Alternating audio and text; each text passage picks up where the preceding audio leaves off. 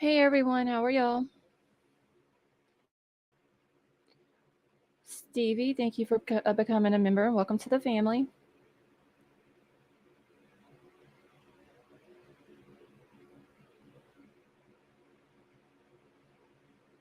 And White Widow Baby, thank you so much for the super chat. And she says, Rattle the cages, sis. I'm proud of you. Thank you. And Pickle Me Elmo, thank you so much for becoming a member for 4 months.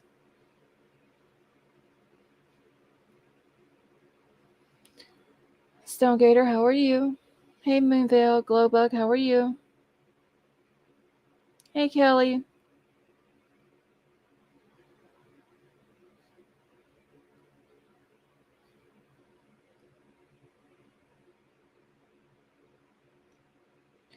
Jody is cool. How are you? Hey Mar, you feeling any better?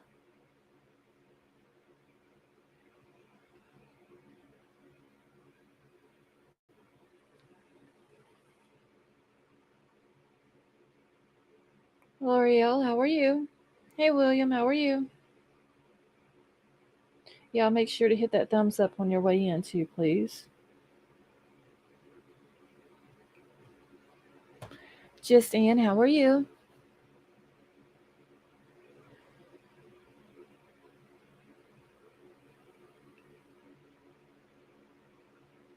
Hey Michelle.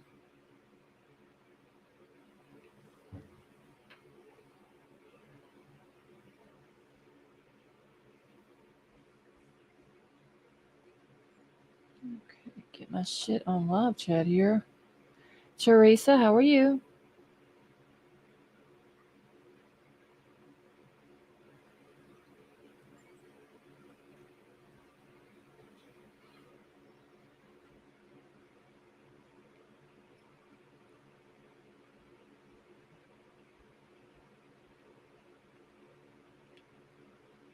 Okay, now I guess live chat and all that's going to start acting up tonight.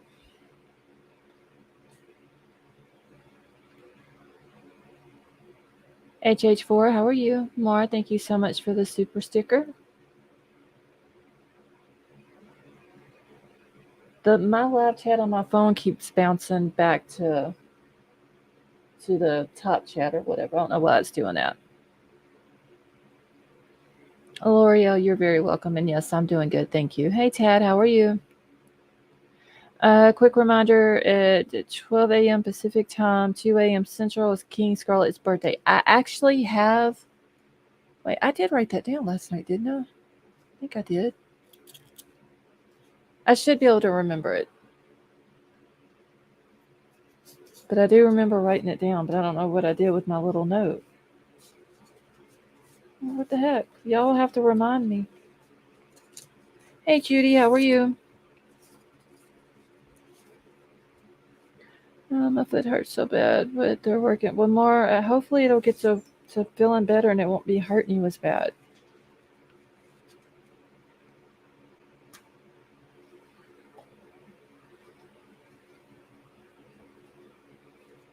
All right, I'm going to have to make another note now about King Scarlett's birthday.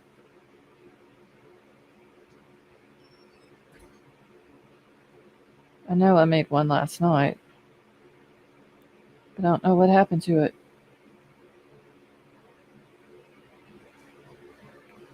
Hey, Ashley, how are you?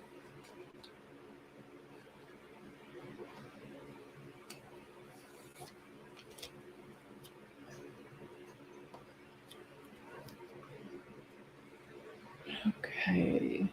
I gotta find a place to put the note.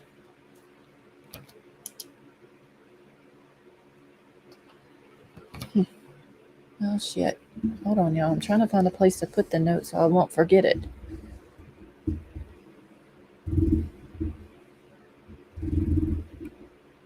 Okay. Mar, is the antibiotics and all that helping it?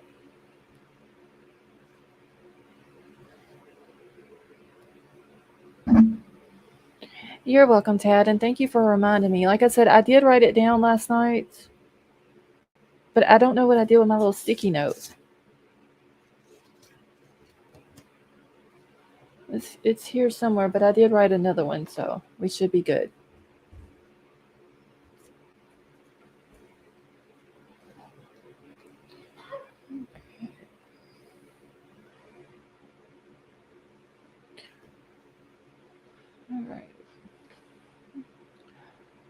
And Ashley, I'm doing good, thank you.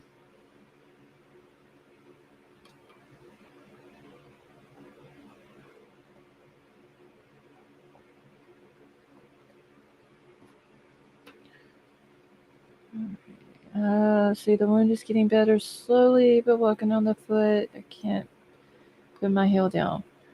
Well, hopefully, more. If you're in one of those places, rehabs or whatever they are for that, they'll get you to where you can uh, start walking on it.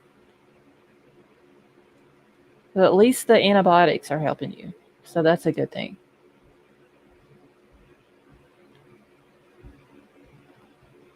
Hey, Adrian, how are you?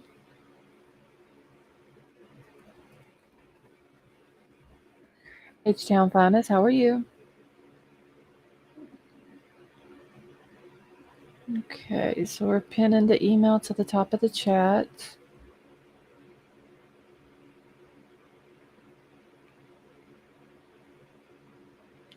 Cheryl, how are you?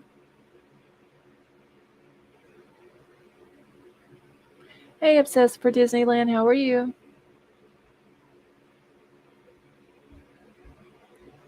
I'm sure they know what they're doing. I just hate the foot throbbing at night. It'll be okay. Appreciate it. Oh, honey, you're very welcome.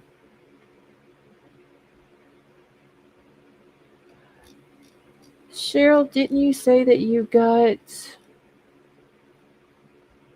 your stuff back? Did everything turn out okay? In H Town, we're all doing good, thank you.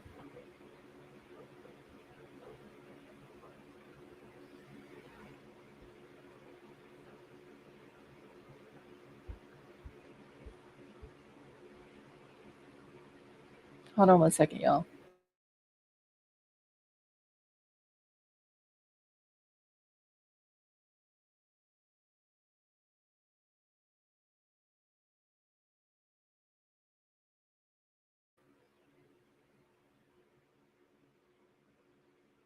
Rigger Bob, I'm gonna get to that in just a second.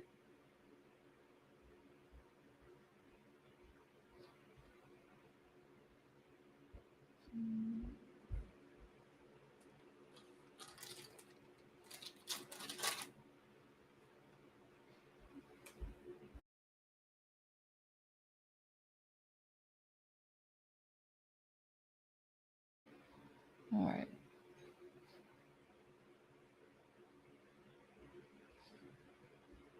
Okay, y'all. Let me get my stuff pulled up here. So, Latah County and Kootenai County, they've entered an agreement to pay for Bryan's legal fees. See, I'm gonna go lay down. If I fall asleep, I'll watch in the morning. Okay, Mar, have a good night, honey.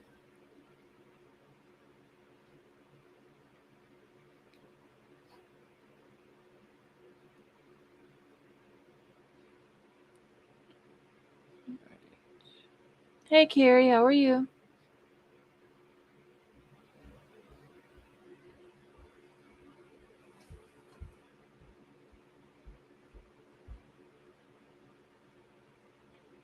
Hold on one second, y'all.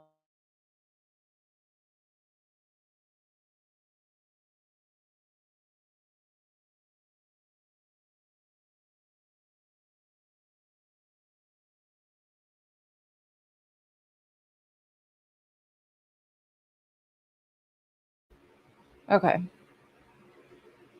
Yes, Carrie, I'm doing good, thank you.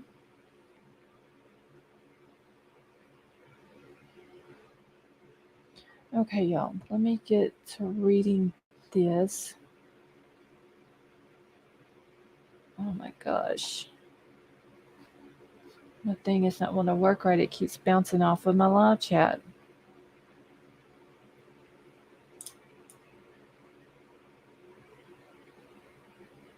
Hold on, y'all. I gotta write a note real quick. Hey, Tree Baby, how are you?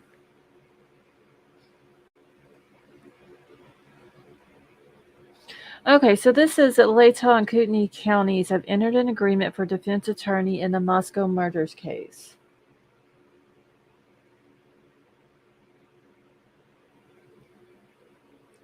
So Latah County will pay Kootenai County $200 per hour for the 40-hour work week, and any overtime work will be paid by the Latah County directly to the suspect's attorney.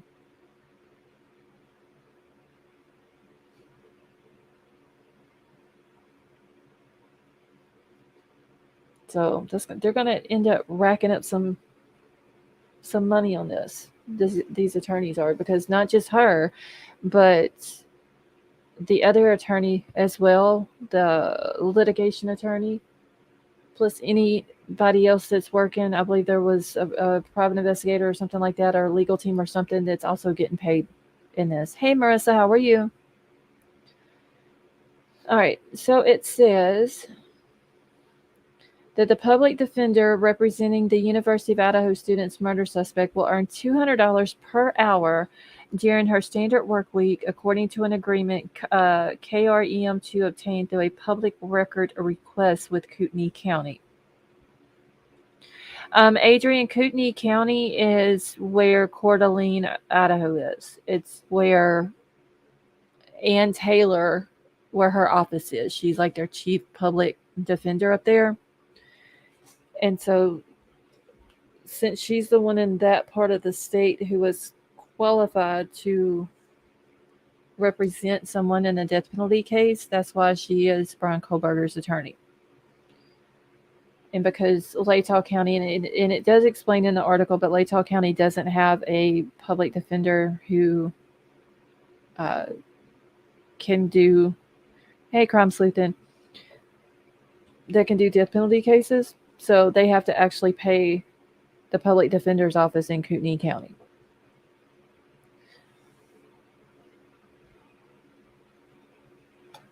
Teresa, I agree. But since he can't afford his own attorney, his family can't afford it, then, hey, James, how are you? Then he ends up getting a public defender. And basically the state is paying for it. So it says that Kootenai and Latah County entered into an agreement regarding the defense attorney services for the suspect in the University of Idaho student's murder. And in that agreement, Latah County agreed to pay Kootenai County $200 per hour for the 40-hour work week. So any overtime work outside of those hours will be paid by Latah County directly to the attorney.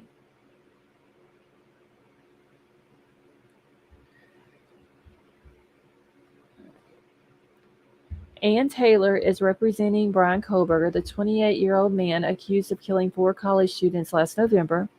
Taylor was appointed to represent Kohberger shortly after he was extradited to Idaho from Pennsylvania.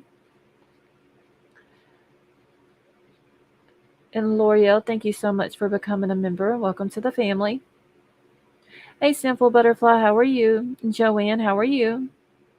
And thank you very much. She said it's morning from England. It's 4:50 a.m. Oh, wow. I love your channel. Well, Joanne, thank you so much. And we love having you here with us. And Jody is cool. I can't remember if I've said hi to you, but if I haven't, I do apologize.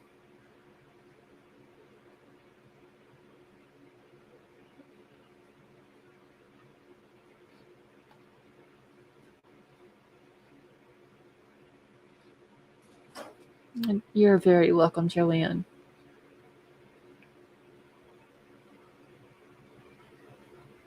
Happy Valentine's Day to you as well, Simple Butterfly. Thank you. Let's see. I gotta find my spot now. Thank you, Rigger Bob. Okay, so it says the murders of the 4 University of Idaho students took place in Latah County, and Taylor is a public defender in Kootenai County, but is qualified to represent suspects in capital cases.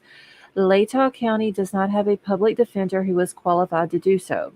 So that's where she ends up coming in. The Capital Criminal Defense Provider Agreement outlines several provisions, including how much Latah County will pay Taylor for her defense services. It also points to the likelihood of the murder case becoming a death penalty case. And Teresa Smith, thank you so much for the super sticker. That was very nice of you, honey. Thank you. Let's see, I saw an article recently that estimated that Latah County would pay out at least $2 million for the public defender's office, not including overtime. Wow. I'm sure it's going to end up racking up because just what they're going to be paying just to, hey, Rom Runner, how are you? Just what they're going to be paying to the public defender's office in Kootenai County is going to rack up. And anything over 40 hours, that $200 per hour goes straight to her. And all that's coming out of Latah County's pocket. But they're calling it the Capital Criminal Defense Provider Agreement.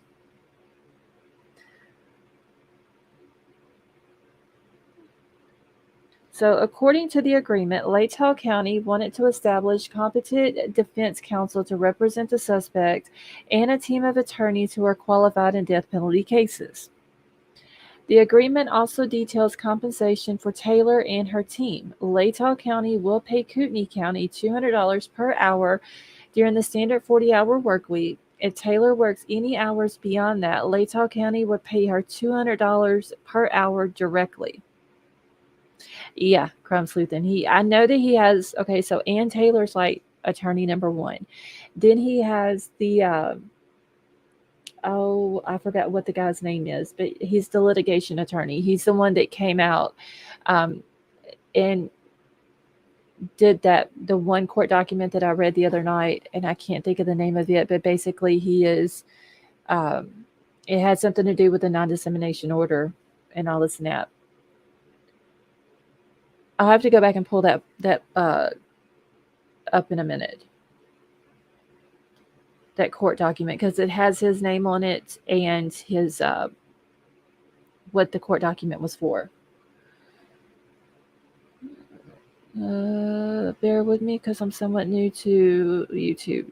Oh, L'Oreal, you're fine, honey. Okay. So just getting started at the end. Insomniac started yawning. Please let the sleep come. Hey, Sweet Pickles, how are you? Yeah. Hey, GH, how are you? Yeah, I mean, he's going to get like a whole defense team, basically. I'm not sure how many other attorneys there are on his team, but I do know of Ann Taylor and the other one. So it says that may sound like a lot, and they're talking about the $200 an hour plus anything over the 40 hours she gets directly. I'm sure there'll be a lot of weeks that she will get more than 40 hours a week. But it says KREM2 asked local attorneys, and they said that rate is on the low end for this type of agreement. The second attorney working on the case will be paid $180 per hour during the standard 40-hour work week. This attorney's pay will follow the same protocol as Taylor's pay. So anything over 40 hours that the second attorney gets will be $180 paid directly to him per hour. Okay, I'm so sorry. I need to correct what I said. The article said $2 million for the state's case portion estimated. Okay. H-Town Finest, welcome back. Cheryl. All right, so it says Latah County also agreed to reimburse the attorneys for mileage, lodging, and meal costs. Additionally, Taylor's investigators will be compensated at a rate of $45 per hour. So, like, I don't know what kind of restaurants they have in or around Moscow, but while she's in Latah County, just to see Bryan, she has to see him face to face. Any trials or court dates that come up or anything like that, and she can go out and literally just eat a $40 steak and they would pay for it. Hey, Christine, how are you? The stupid court TV today accidentally showed Paul Murdoch's autopsy photo for a second, and I'll never get that. Oh, I didn't even watch it today.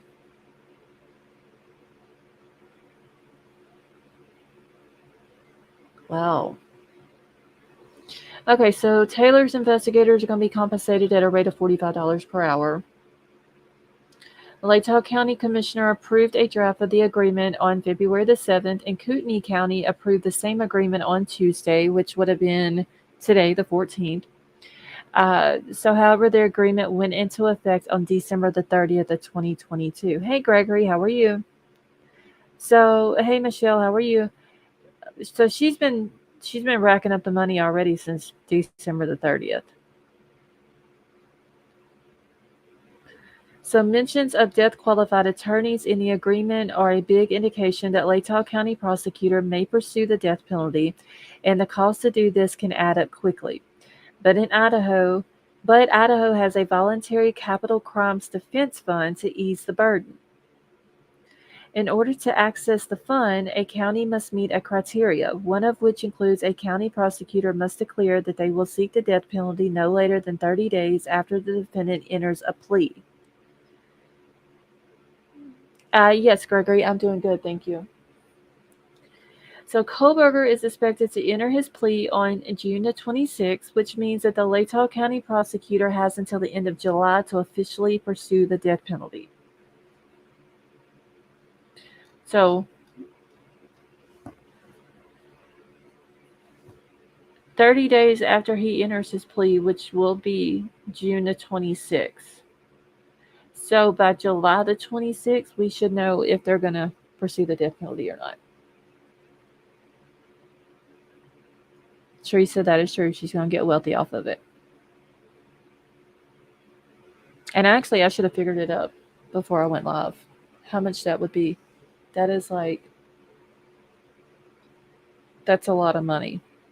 And these other attorneys are saying that that's at the low end for a case like that. Let's just, okay, so 200 times 40, that's $8,000 just for a 40-hour work week. Times that by 4, that's $32,000 a month. The post office Prince, how are you? So $32,000 a month is what Kootenai County is going to be getting from Latah County. So it's $8,000 a week. Hold on, I'm writing all this down so I don't forget about it. That's $32,000 a month. This has been going on since December the 30th. So she's already racked up Kootenai County $32,000 just for the month of January. Now she's on into February. So 6 months. Right at 6 months.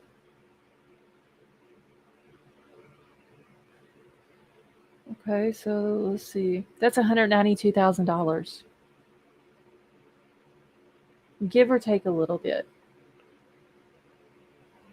That's just 40 hours a week, $200 an hour.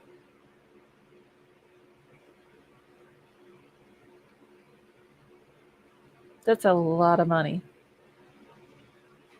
She's going to be making Kootenai County a lot of money off of Latah County, for sure. Not to mention what she's going to get to pocket anything over 40 hours. And you can guarantee that she's going to be, there's going to be a lot of 40-hour plus weeks. Not to mention the second attorney gets $180. Well, it's $180 per hour for 40 hours, and then anything over 40, he gets $180 per hour put directly into his pocket. Then you've got her investigators at a rate of $45 an hour. Latah County is going to be out of a lot of money. She might retire. I don't know. She's going to be racking the money up, though. Good Lord. And that's not even including their mileage. So if they got to pay, it's going to be for their mileage, their lodging, their food. So if it's her and the other, let me find his name real quick while I'm thinking about it.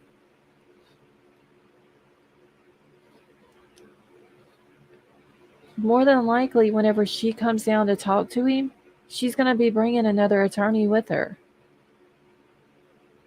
Wealthy add book deal and paid interviews after trial. Yeah. Hey, Alley Cats, how are you? Exactly, Crumb Sleuth. And like they had literally asked other attorneys. Other attorneys said that it was on the low end of the payments for that type of case. You would think that a death penalty case would be more. Okay, let me go to Idaho's website real quick. And I'm going to pull up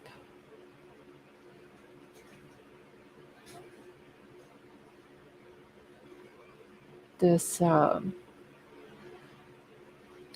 so it was the objection to motion to appeal, amend, and or clarify the amended non-dissemination order. I couldn't remember all that. Okay, yeah, she'll bring another attorney plus a couple investigators to every meeting. Yes.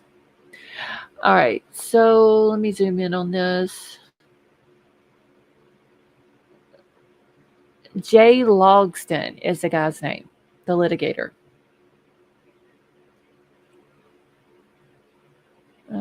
She's got a lot of work in front of her, so she does really have a lot of work. Like there's going to be, telling y'all, a lot of 40-hour plus weeks.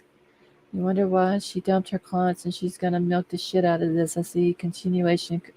I guarantee you at least 2 weeks out of each month, if not more, it's going to be more than 40 hours. So she's going to be pocketing all that money. Because she's still got to go through everything, which is the reason why they had asked for the trial to be scheduled sometime in June. And that's because she's got to go through all of the discovery. Like everything that they've sent to her. All this, what was it, like 4,000 pictures, wasn't it? All those pages and documents and everything else that they sent to her, everything that was sent to her, her and her team have to go through it. So that's going to be a lot of work. And more than likely, even if she can do a Zoom call, she's probably going to drive down to Latah County to see him, along with, her, this Jay guy, and possibly, like someone said, the investigators are all going to come down. They're all going to get, because it's not costing them anything. Like they're going to get their hotel for free. They're going to get their food for free. Their gas is going to be paid for. So why would they sit in their office when they can get free stuff out of it?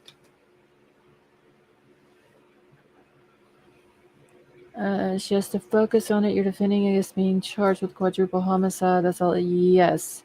I mean, she's going to earn her money. I get that. But Latah County is going to be out of a lot of money, for sure. And I'm sure most of the money for that town, I'm sorry, I'm just opening up gummy bears. I'm sure that a lot of the money that they get from that town comes from that college.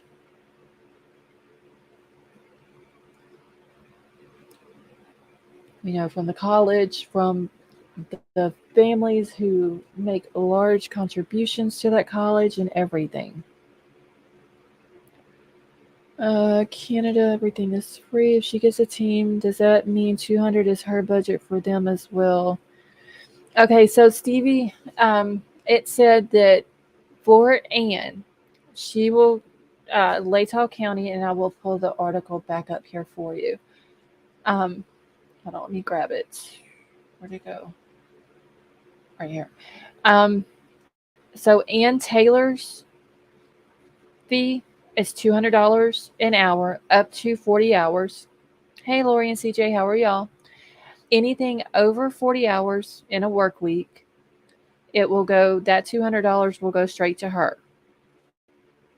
All that Latah will have to pay Kootenai County, it's just for the 40-hour work week. Then, okay, let me find it in here. All right, so the second attorney that's working on the case, which is going to be the Logston guy, the litigating attorney, he will be getting 180 hours for the standard 40-hour work week. And then his payment protocol is the same as Taylor's. Anything over 40 hours will go straight to him after that. So he'll be getting 180 hours after $180 after each 40-hour work week. Then if she has any of her investigators doing any work, they're getting paid at a rate of $45 an hour. Right, the post office prints. It's $8,000 a week just for the 40 hours, $32,000 a month.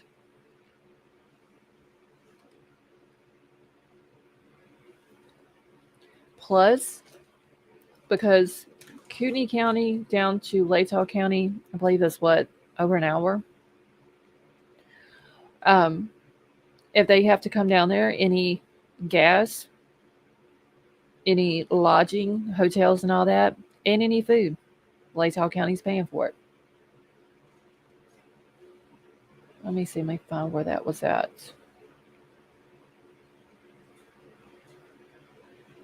Now,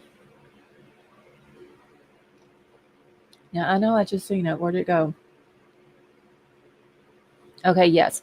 Latah County also agreed to reimburse the attorneys for mileage, lodging, and meal cost.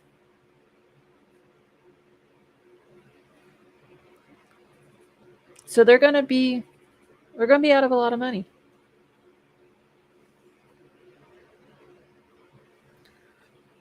Okay, the Idaho case is so twisted to have to wait for June, and more info is torture for the families of beautiful victims. Yes. Petey, how are you? So yeah, anytime they leave their house, leave that county, and go to Latah County, yeah, they're pretty much getting their per diem paid. I mean, if they're going to pay for it, like I said, what would be the point of them sitting on a Zoom call with him or talking on the phone with him or anything like that when they can just drive down and have everything paid for?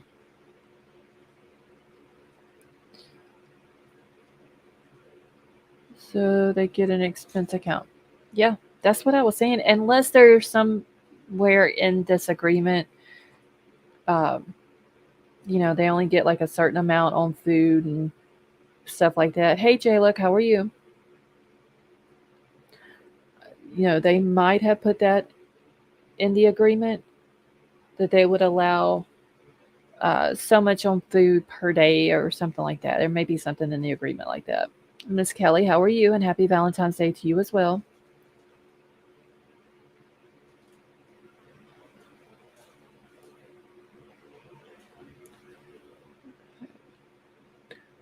So that is crazy. Like I said, I should have had it all added up, but before I went live, but that's a lot of money. $8,000 a week. In all actuality, 200 is a bargain for a lawyer in death penalty case. Yeah, because they did say that they asked. Let me see. Oh shoot! Why does that keep popping up? Okay, so it says right here, that may sound like a lot, but KREM2 asked local attorneys, and they say that rate is on the low end for this type of agreement. So they could have probably gotten more. Hey, Deidre, how are you?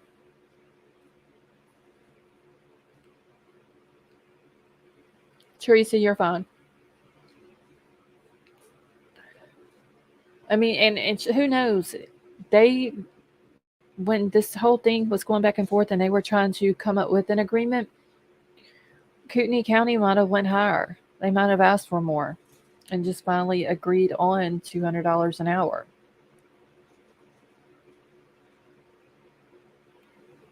And teacher, you're very welcome.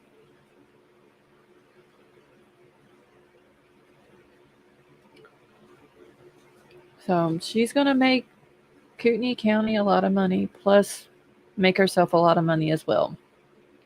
Especially, more than likely she doesn't have any other cases that she's working on right now. His is probably the only one. It's so high profiled, and there's a lot of stuff that's going on with it. A lot of stuff she's got to get through. So I'm sure when just like when she switched um, from becoming Kara's attorney over to Bryan's attorney, I'm sure she did that with all of the clients that she had at the time. Looks down at paycheck and cries.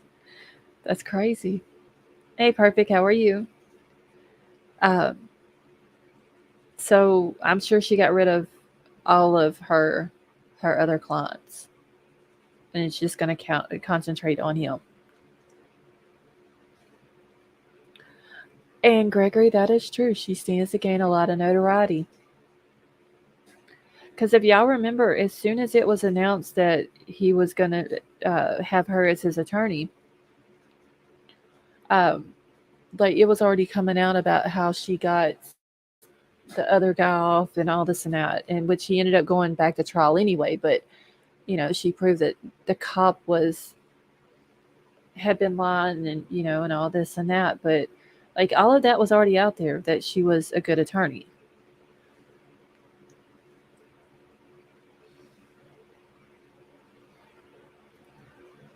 Okay, I'm curious now what Gabe would charge for a death penalty case. Because just think,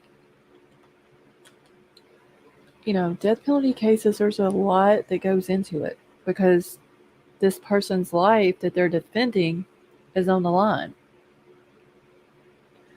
So they, as a defense attorney, I'm sure that they would work harder in order to keep, their client from even being found guilty, or if he is not getting the death penalty. But just in this one case, like I said, think of how many, and I can go back to it. I'll have to find the document where they said, I bet you I didn't put a name on this one, of the stuff that they sent to them. Let me see if this is it. Gonna see if he's up. So you're just gonna write him and ask him how much he would charge for a death penalty case?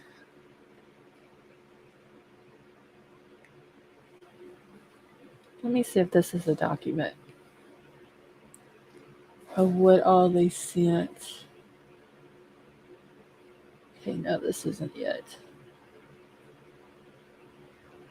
But there is a document here, and I actually read it to y'all. I just gotta find it. Of everything that they sent over to, I know it was one, it was either an audio or a video file. Let's see if this is it. It was like so many pictures, so many pages of documents.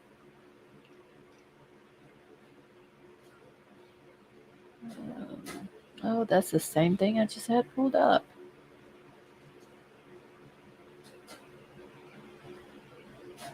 And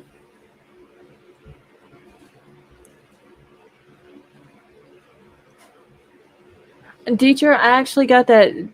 It's the new video that just came out. I haven't got to watch it yet, but I've seen where they're saying that Ethan and them were found by their best friend. Okay, y'all, I don't know where it's at. Let me just go to the website. It'll be on there. I'm trying to find out.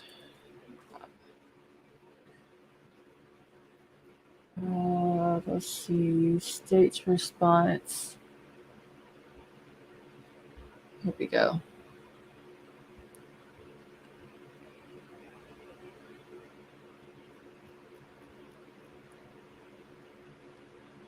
Wait, this is not. Oh, okay, here. Yes, this is the one I'm looking for. Okay, yeah, I've actually got it sitting. That video sitting in my email right now. I'm gonna be pulling it up here in just a minute because I want to see what it's about. Okay, so there was 995 pages of documents. Let's see, it'll probably be the same as normal with this response. It's been a bit more concerning since I'm asking, but so it's 995 pages that was sent over to the defense. It's either a video or an audio. There's only one of those, and there's 1,865 photos that was sent over to the defense. So just 995 documents. That's a lot of documents that they got to go through. That could take weeks.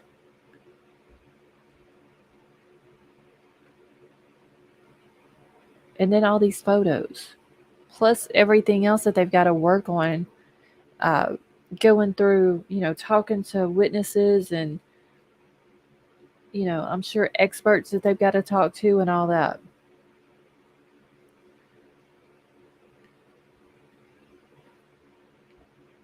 Let's see. Prosecution has until June to get every single thing in order to prove to the court that they have enough evidence to take him to trial in a DP case at that. Yeah, and they actually have 30 days from the time that he enters his plea. They have 30 days to announce if they're going to seek the death penalty. So, like I said, the court is on June the 26th.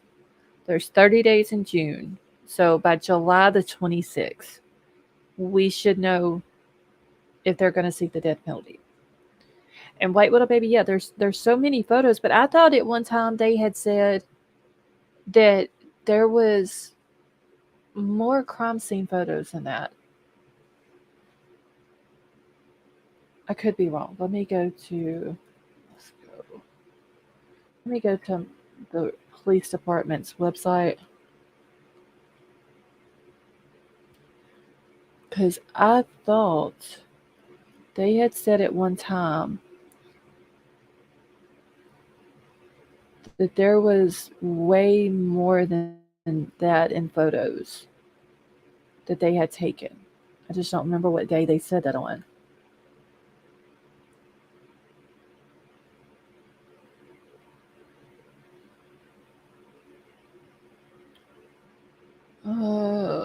Hmm.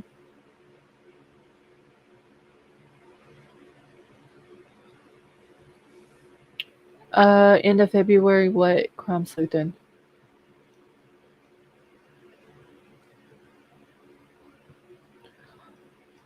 I don't remember. It was in one of their press conference or not press conferences. Their updates that they were doing, like their daily update things that they were doing, and they was talking about how many, uh, like how many interviews they've done, how many tips they've got. Let me see if this is it. They released like so many, and then they stopped doing it. Okay, let's see if this is it. All right, hold on. I'm gonna pull this up where y'all can see it as well.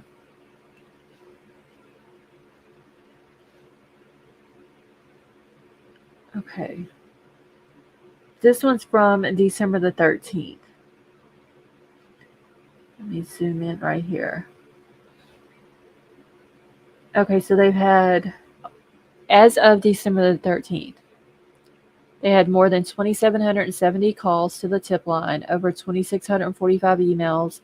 Okay, so 1,084 digital media submissions, 113 pieces of physical evidence collected and taken to the ISP crime lab, approximately 4,000 crime scene photos taken. So, did they not send all 4,000 crime scene photos to them?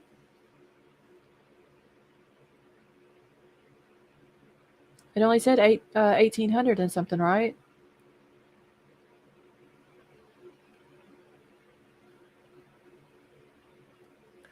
Let's see. Wait, but his brother was named Hunter, so I don't know. Dietrich, are you talking about one of Ethan's friends? He does have a friend named Hunter too. Hunter Johnson. He's actually the dude that had the zip ties on his wrists whenever the cops went up on the body cam footage and talked to Kaylee. The dude that came out with her that afternoon. It's a really tall dude, always wearing what looks like I don't know if it's a pearl necklace or uh, some kind of beads or whatever. Um, but his name is Hunter Johnson. And honestly, I didn't even think about Ethan having, like, I knew him and Hunter Johnson were friends. Hunter actually spoke at the vigil as well, um, on behalf of Ethan. Uh, but I didn't even think about, oh, well, he's got, like, as I know about the brother Hunter too, but I didn't even think about him, there being two Hunters. So it says 4,000 crime scene photos, multiple 3-dimensional scans of the residence. Marissa, I thought that's what it was too, was the puka shells. Every picture that I've seen Hunter Johnson, he's always got that necklace on. And it kind of does look like puka shells or some kind of beads or something.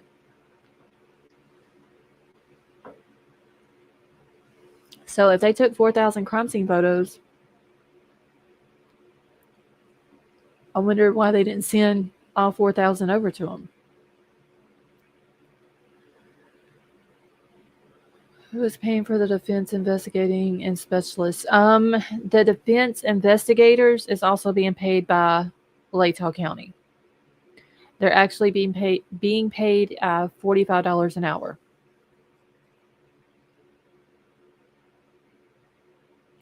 Hey, Speculation Station, how are you? So pretty much, Latah County is paying for everything.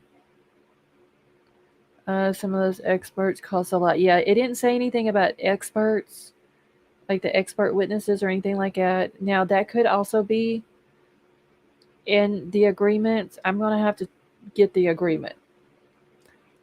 But just what they're putting in the article, she gets $200 an hour. Well, Latah County will pay Kootenai County $200 an hour up to 40 hours a work week. Anything over 40, she gets the $200. The second attorney gets, basically, it'll be the same stipulation. American Princess, how are you? Only he will get Kootenai County $180 up to 40-hour work week. And then anything after the 40 hours, he will get the $180. Then the investigators will get the $45, plus their gas, food, and lodging whenever they have to come to town. Let's see. Do they have to send everything? Well, everything that was asked for, they have to send if they have it. Which I can bounce back over to the other website, and I can find that document and pull it up. Let me see. Okay, so that would be in the request for discovery.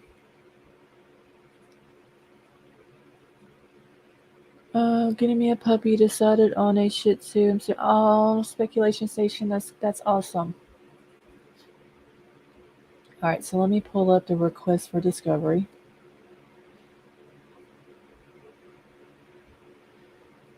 Yeah, this one's 5 pages long, so this one's not too long. But let me zoom in on it a little bit. Hey, Millennials, how are you? Okay. All right, so basically what they're asking for,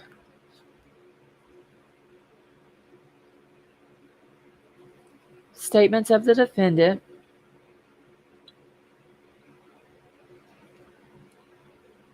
they want statements of a co-defendant, they want defendant's prior record, documents, intangible objects, reports of examination and test.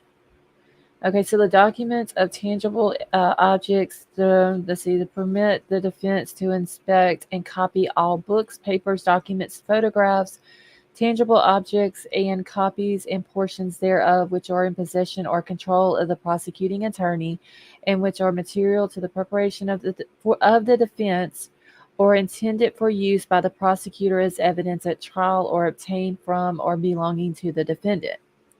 So if they took 4,000 crime scene photos, more than likely they're probably not going to use all 4,000 of those photos at trial.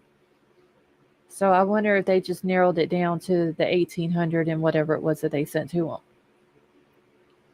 And that's all they're going to use.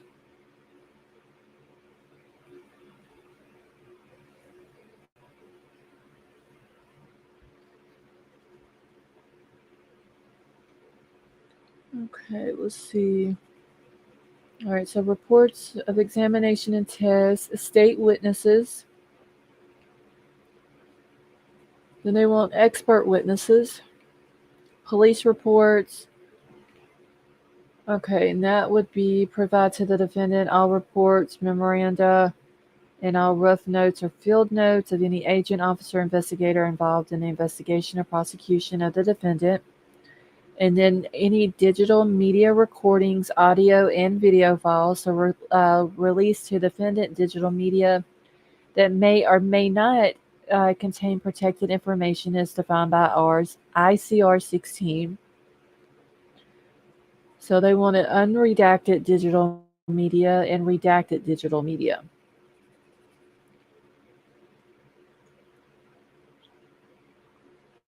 And they want all the search warrants,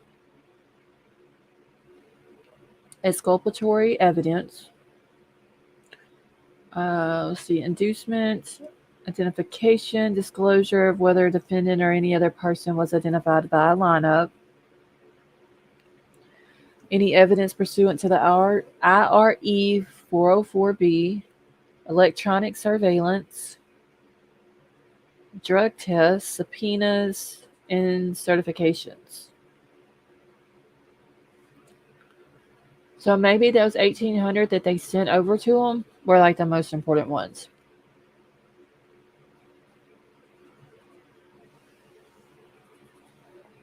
Maybe the prosecutors just narrowed it down out of 4,000, which ones that they would need. And they probably won't even show all 1,800 in court, but probably the ones that they could use to help them in their case.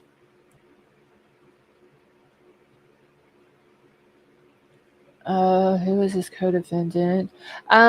H-Town Finest, they haven't named a co-defendant and they haven't named an informant, but the wording that is in that document is standard. It's basically verbatim from the ICR code. So if you were to look the code up for it, it would be verbatim is what they have in the court document.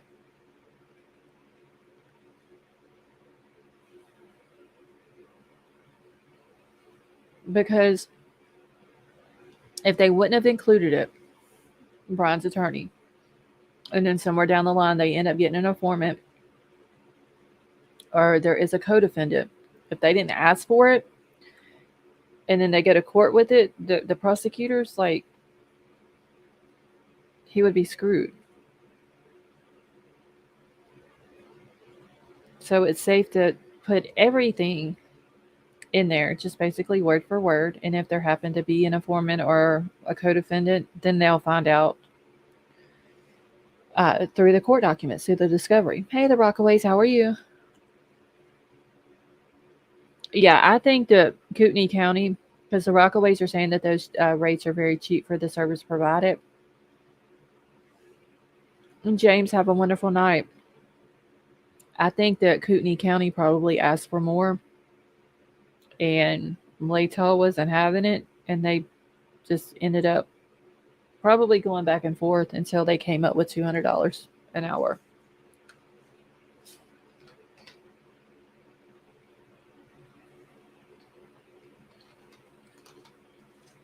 Okay. Let me get over to my email now. And I'm going to keep I'm gonna keep that article in my email just in case someone else comes in and wants to know about it. Oh, and while I'm thinking about it, I also have an article on Lori Vallow. I don't remember if I told y'all the other day, but she had actually put in a motion to dismiss her case to the judge because she said that they didn't give her a speedy trial the way they were supposed to, and the judge ended up denying it, and he set her trial date for April the 3rd. But I do have the article about it also, but I seen it sitting in my email whenever I was going to grab this video. And I haven't got to watch this yet. I, I, I don't understand why she thought that the judge was going to throw her case out. I guess she's just going like for a Hail Mary and doing whatever she can to to get out of this, but he denied it. Let's see. It's got a good bit, but as usual, I'll leave on a pause and finish watching it in the morning. Thank you for all your. Thank you, Crumb Sleep. Then you have a wonderful night. Okay, what will happen if they charge someone else also eligible for the death penalty? Would she take on both, or would they need? They would.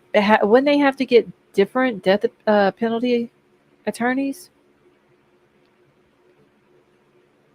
I don't think that she would be able to because they're well.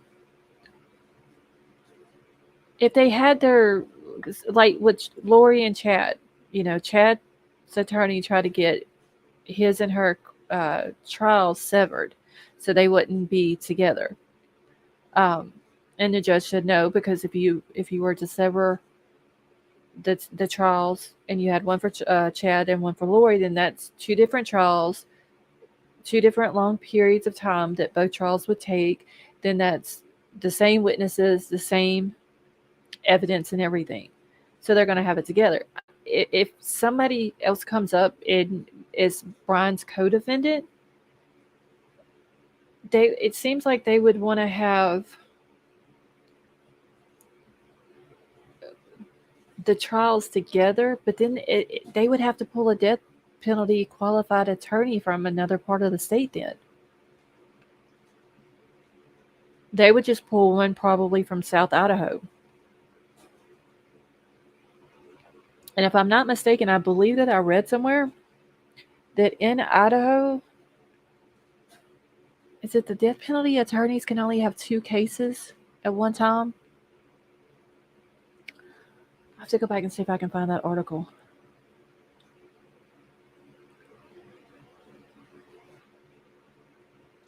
Just remember innocent until proven guilty, and I'm not talking. Wait, Annie, before you go, who are you talking about?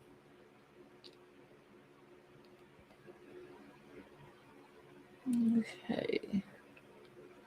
Dylan's story is contradicting. First, she hears noises and thinks they are all partying. Then she sees Bryan, who probably looks like a robber. She freezes, but then takes 8 hours to call police. Millennial, yeah, there's a lot of issues with her statements. I'm just hoping that whenever all this goes to court, um, that whatever the excuse is, it will make sense.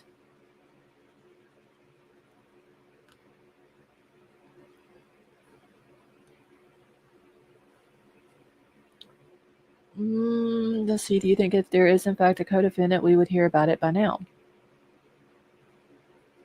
I would have thought we would have, because I think if there is a co-defendant, then Latah County is going to come out, or Moscow Police is going to come out and do another press conference and say that they have arrested a second person in connection with the 4 college students who were murdered. But they haven't done that yet. So I would think if there was another arrest that came up and this person became a co-defendant or an accessory or whatever, that they would announce it. Now, maybe if there is a co-defendant who cut a plea deal and testified against Bryan, they may not say anything. But that is true too, H-Town. There is a gag order. So I wonder if there was a co-defendant. Let's just say they go out tomorrow. We wake up and it's all over the news that uh, Moscow Police Department have arrested a second person involved in the Idaho 4 murders.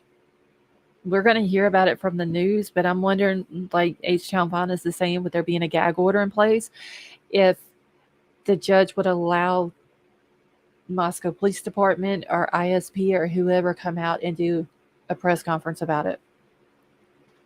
I wonder if she would allow that. Or if they would just keep it hush hush and until court, because that person would have to go to court, be formally charged. Everything that he went through, this other person would have to go through as well. And I'm sure we would eventually learn their name and all that, even though there would be a gag order.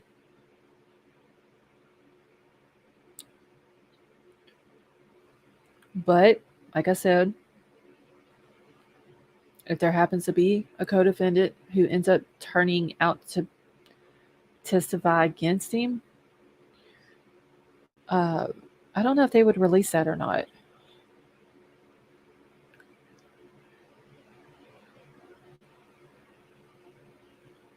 Yeah, there would be charges filed. It's just a matter if the judge would allow the police department to come out and do a press conference, like they did whenever Bryan was arrested. I wonder, with the gag order in place, if the judge would allow them to talk about it. Co-defendant could have been Brent Kohberger. I'm still curious about him.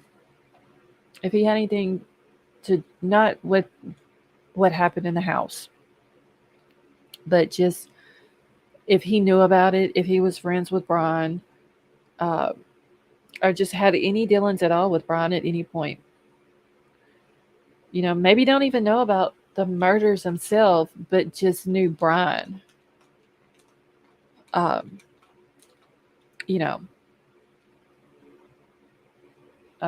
often wondered that, especially since it came out, and we now know that how he was murdered, and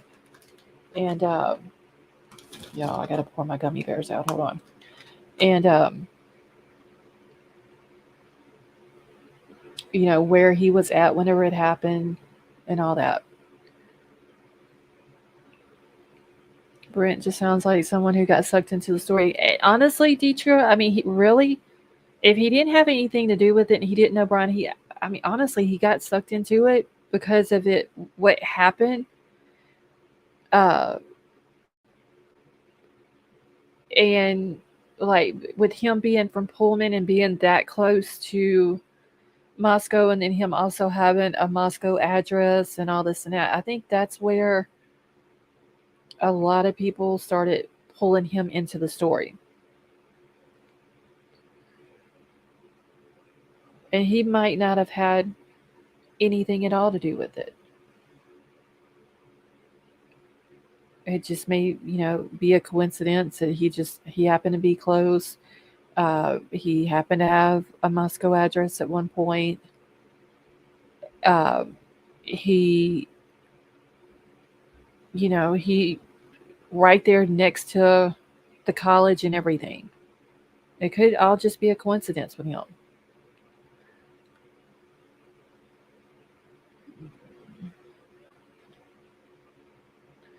Okay, Ellie, help with all the extra H-Town Finest. I agree.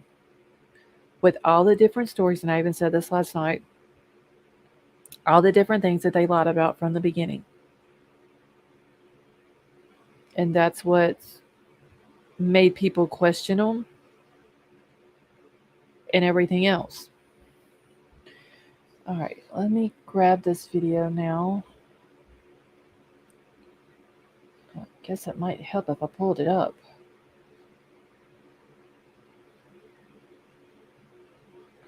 And I don't know why it's still wanting to play like this, y'all. Sure, what the hell is up with it?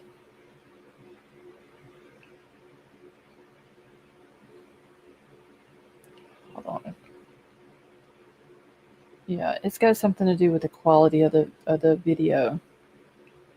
I'm just gonna have to play it like that. Okay, Bryan tried to set him up. That we don't know till court. I just think that it's kind of funny. Hey, train catcher, how are you? I think it's kind of weird. Hey, Brad, that Bryan's dad, and whenever they were stopped, one of the two times in Indiana, that his dad brought it up.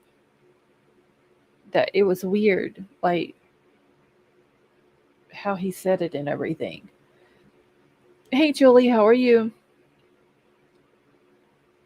All right, y'all, let's play this one. This is from, once again, a source. So, Idaho victims Ethan and Xana were found by best friend. I wonder if they're going to tell us. Did they say what best friend it is? I know somebody said that they saw it earlier.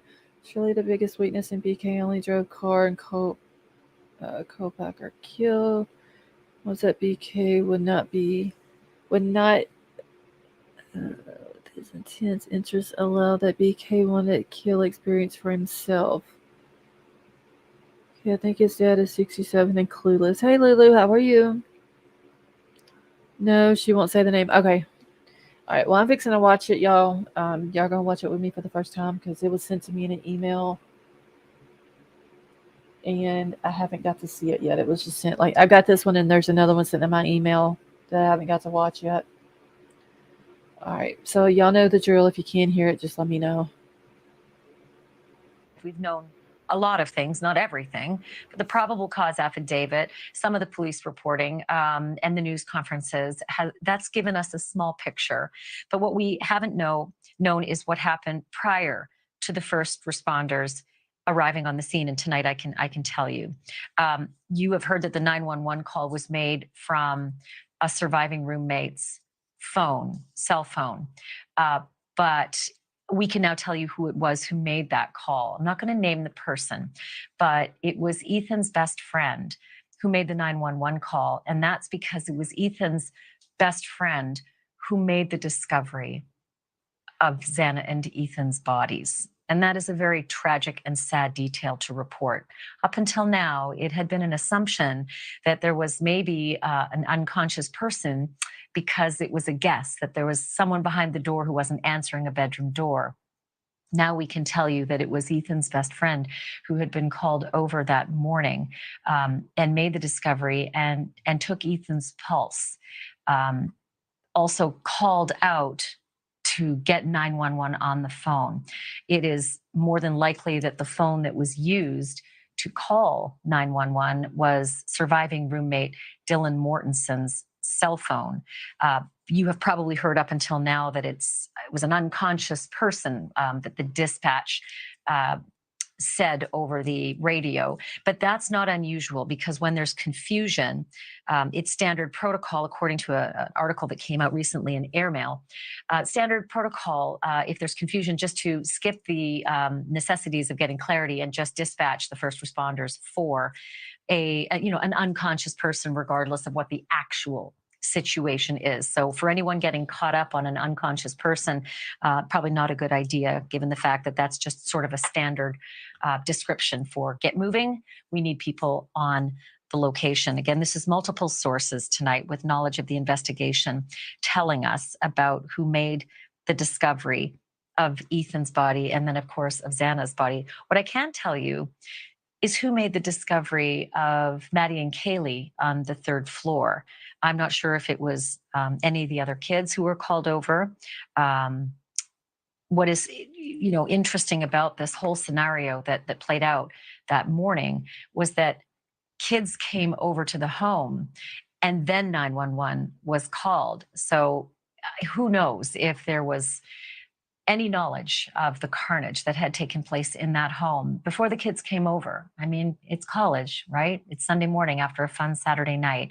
And maybe, just maybe, kids were coming over to, get together and go out for a Sunday brunch. But some kids who are unidentified at this time went over to the house that morning, and it was Ethan's best friend who made that discovery and took Ethan's pulse and yelled for them to call 911 and ultimately got on the phone on Dylan Mortensen's phone and talked to the 911 operators.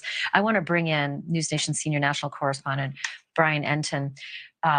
Bryan has been at the forefront of reporting this story. It's such an uncomfortable detail, but it is one piece of the puzzle that we've been trying to figure out in terms of why it's so complicated, that scene the morning of the murders.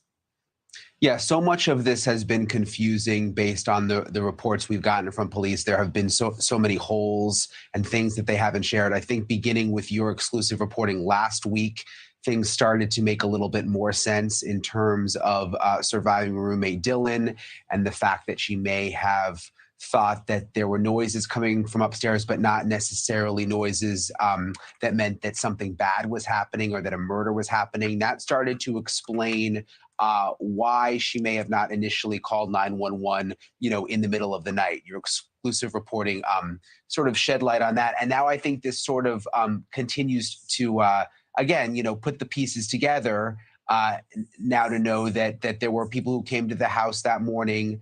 And it would make sense, what you said about the unconscious person, that may have just been a categorization that the 911 call was put under. But certainly tragic, as you said, to think that Ethan's best friend, took the pulse. I mean, it's all just so heartbreaking. Thank you for watching. Go to newsnationnow.com to find News Nation on your television provider.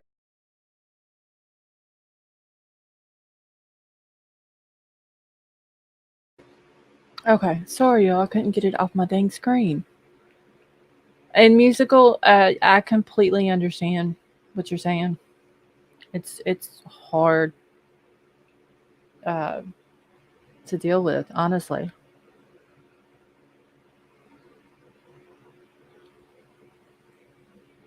If they're saying it's Ethan's best friend, I'm gonna say it's gonna be Hunter Johnson. Maybe it was DM and Bethany, not Maddie or Kaylee.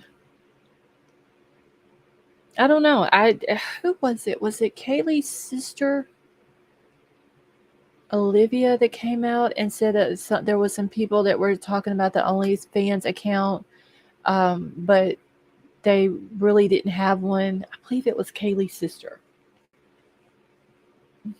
Back in the very beginning, whenever it was coming out that there was some OnlyFans accounts and all that.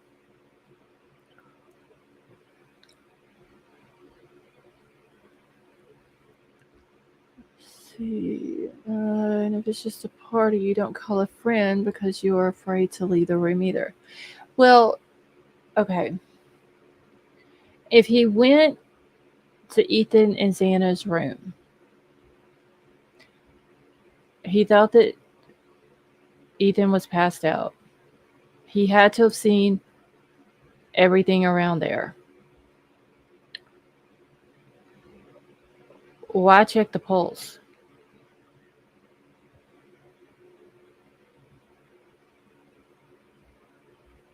If he doesn't have a pulse, did he not have his phone with him? Why would he need to get Dylan's phone or anybody else's phone in the house? Why didn't he have his own phone to call 911?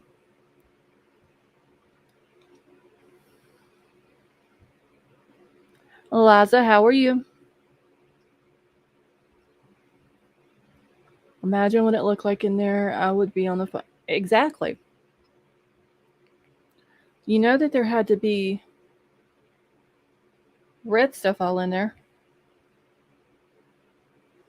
It had to be all over the place. I mean, I hate it, honestly, that, you have to find your friend because that's, that's a sad thing, but what kid, especially college kid, doesn't have their phone with them? And no, H-Town Finest, I don't believe that nobody that was in that house did not take pictures.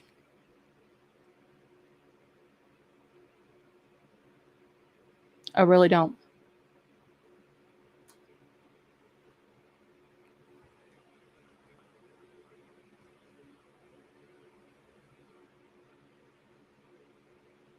Hold on.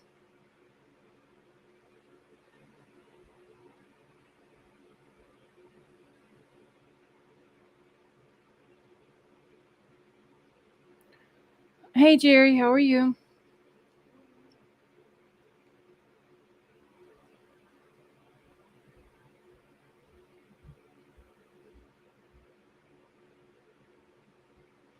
See, they'll never get that scene. I know. Or he asked someone to call because he was just assessing the situation almost in shock. Yeah. But if I had to guess, I'm going to say that it would be Hunter would be his best friend.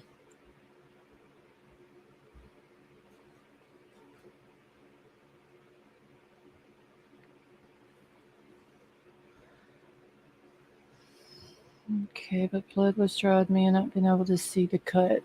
Yeah, he probably didn't, which it depends on how Ethan would have been laying on the floor or wherever he was laying.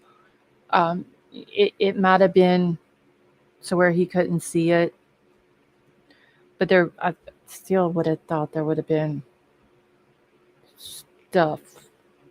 Yeah, I know what I'm saying, all over the floor and wherever else.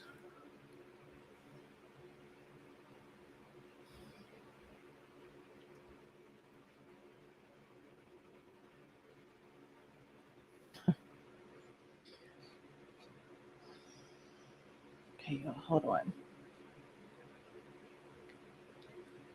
Okay, I got to get rid of one so I don't pull it back up, and I'm gonna grab this other one. I don't know what it's about.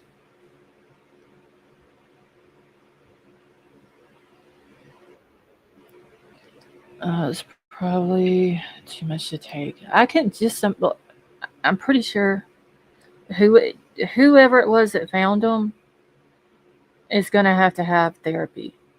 Like I'm not being mean about that. They're probably gonna have to go to therapy. So deal with that. Let's see. I'm sorry if I used wrong words. I'm super sorry about red stuff. Yeah, I would have think it would have been everywhere, honestly.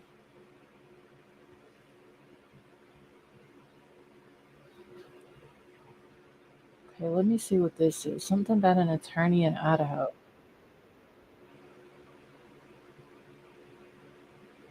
Hmm.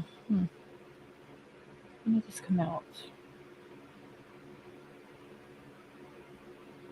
So, attorney on Idaho gag order. More information is better than less.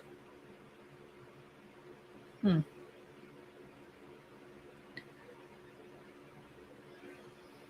Especially being that young, to be.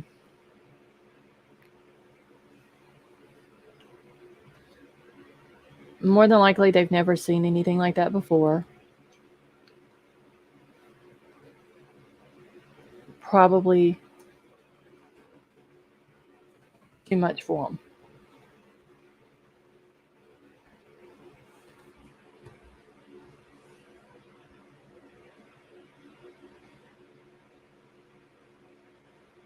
All right, so there may have been some people that have came in that I have missed and haven't spoke to. If that is the case, I do apologize. Thank you so much for coming in. I have noticed that there are people in here that I have said hi to that want to ignore me, but that's okay too. I've seen a lot of deaths. Yeah, it's a sad situation, Justine. But just imagine, like these kids have probably never seen anything like that. Um, they're all young.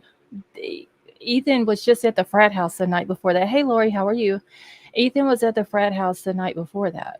And I'm sure Hunter was over there too at the party. Hunter and his girlfriend Emily lived just right next door to him. So Hunter Johnson was always at the girl's house.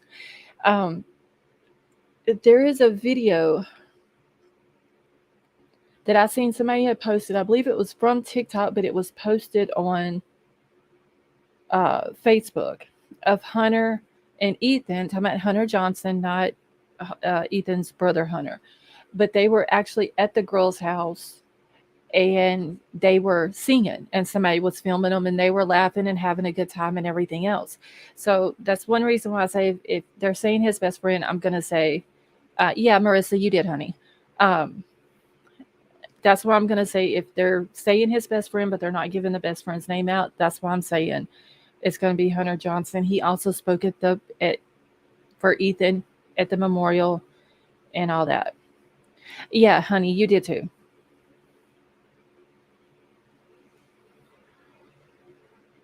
So,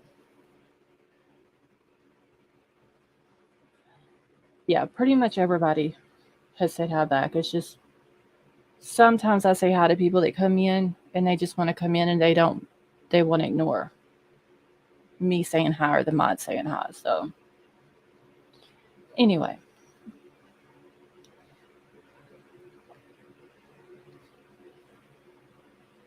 Let me grab this other video because we're going to see what it's about too.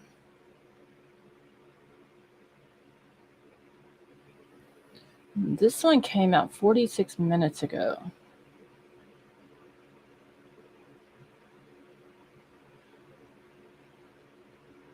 Nikki Lou, how are you?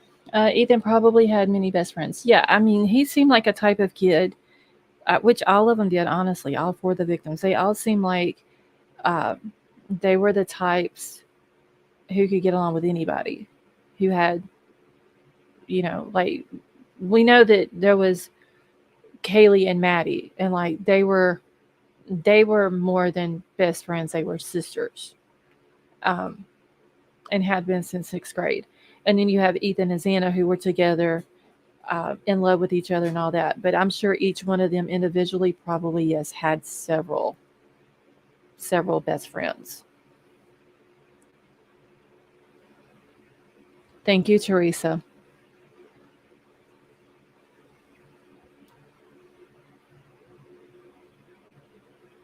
All right, so I'm trying to read what this says. A judge barred attorneys for the families and victims in the Moscow, Idaho. Okay, so that's just telling what it was.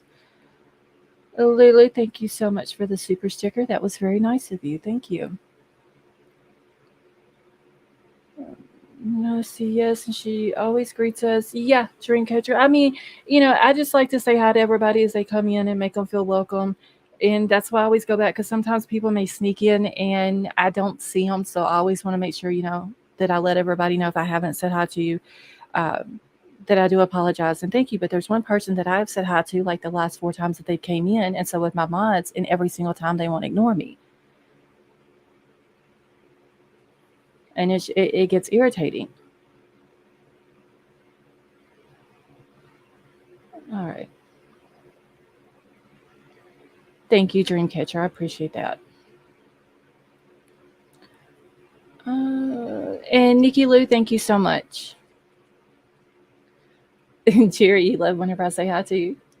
I always make it a point to try to say hi to everybody. Like I said, I want to make sure that everybody feels welcome. My cat is laying on me, so I put my phone down. I'm good. Thank you. Oh, Lord, you're fine.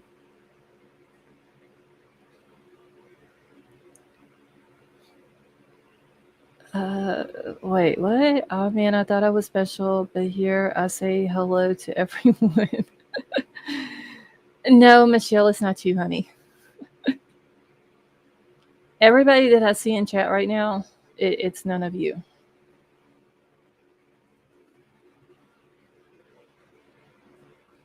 Okay, so let's get this one going because I'm eager to see what this one is too because I haven't got to watch this one. A Philly Maniac, you're very welcome. To get your thoughts on this, that this was Ethan's best friend who actually made the discovery of the bodies. It wasn't first responders who discovered the bodies. Up until now, we'd always assumed that perhaps they were behind locked doors, and that's why the roommates had called, "We can't wake our friends up." But it was Ethan's best friend. Not only that, took the pulse, called out to call 911, and ended up talking to 911 on Dylan Mortenson's cell phone. Does that matter? There's so many details that are being held close to the vest, Mark. And I just want to from you find out if it really matters to the investigation. Does it matter to the rights of the defendant in this case? These kinds of details that are all being gagged.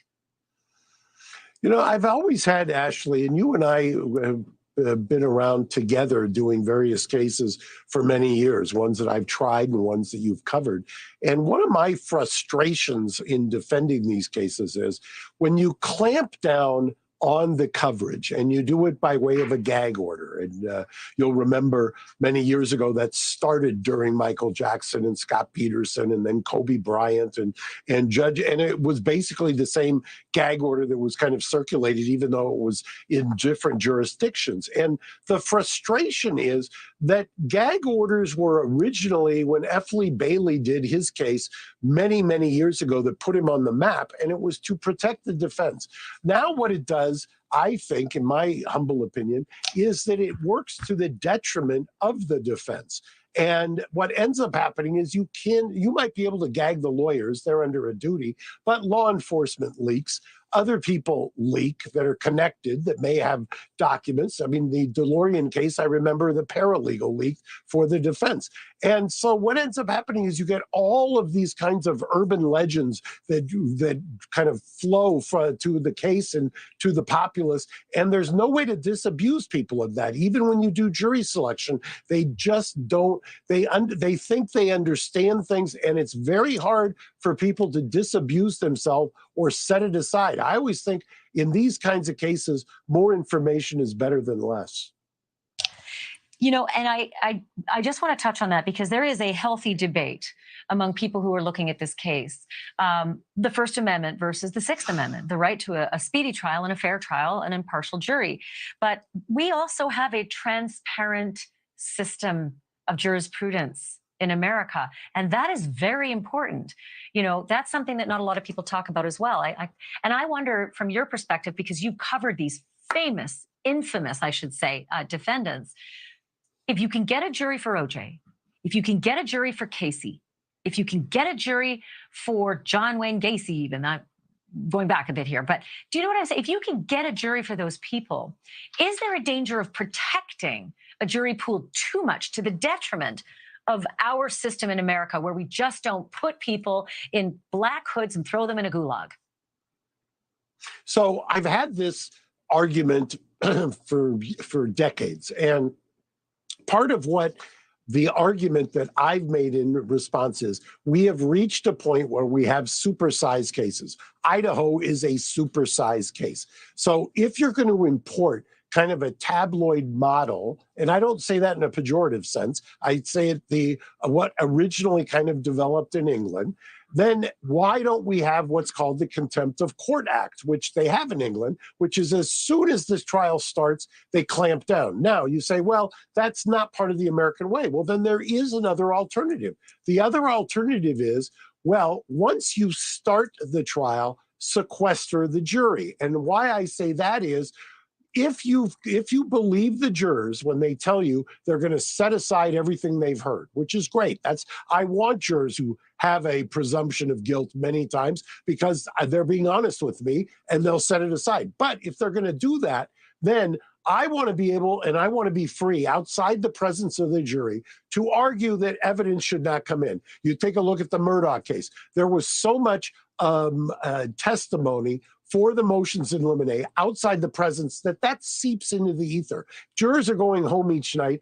I've never got a high degree of confidence that they don't hear what was presumably excluded. So if they're sequestered, I think that's the magic silver bullet.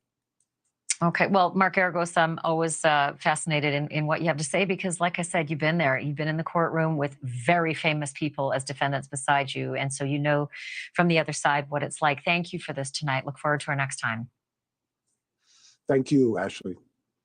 Thank you.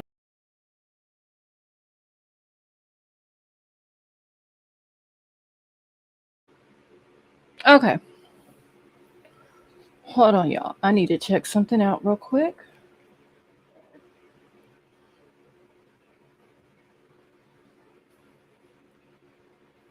Okay, and so I want to clear one thing up real quick. The person that I was talking about a minute ago, I was talking about Latah.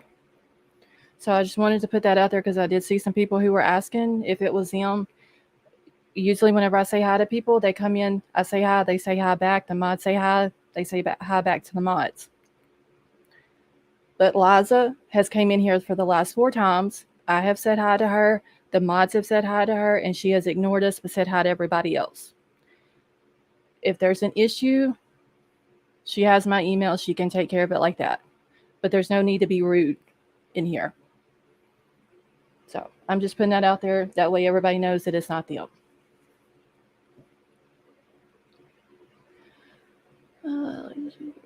Hold on, April. Let me read your thing real quick. Hey, Frankie, how are you? I'll ask questions about the whole thing when I'm calling 911 and it's truthful about it. You are hated. Okay.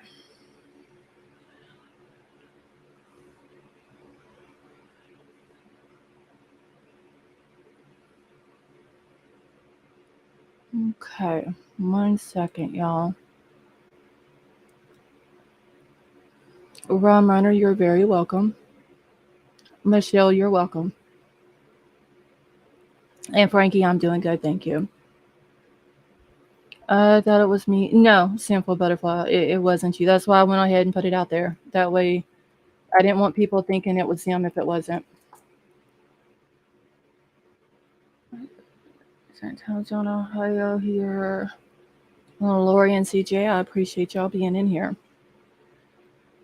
Sequestered, pay whatever their normal wages are plus accommodations. Yes. Vapor, yes.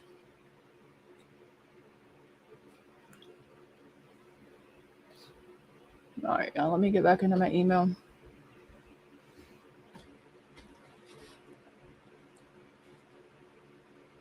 No, the amazing Tiff, it wasn't you, honey.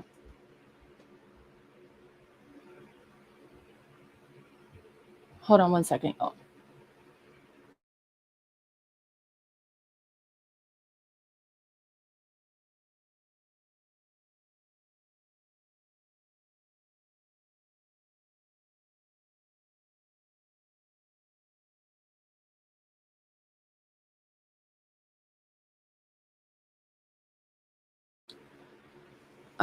See, I was worried. Been crocheting. No, Marissa, it's just that a while back she got timed out and she got pissed over it.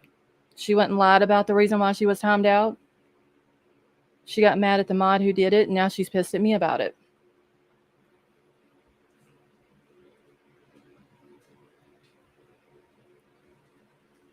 I just think that it's rude whenever you go into a chat and the host or the mod say hi to you. You say hi to everybody else back, but not to all them. I mean, this is like today's the 4th time. You know, it's getting old. Honestly. And I know she's in here because I can type her name in the chat and it'll tag her.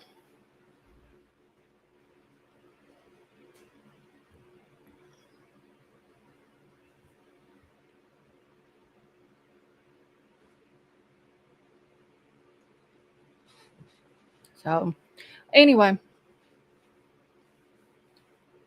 No, Glowbug. I know you're not.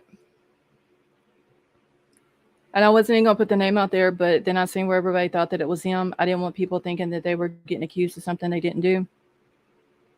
So I wanted to go ahead and clear it up. Exactly, Dreamcatcher. Exactly.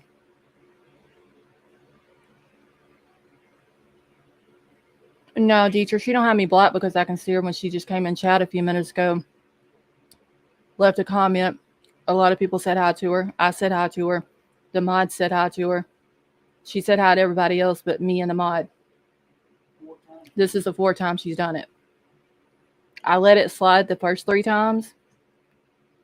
Even after I asked her why she lied about the reason she got timed out. And she couldn't give me an answer. Clearly she's upset over it, which is fine. But then she wants to come back into the chat and act childish.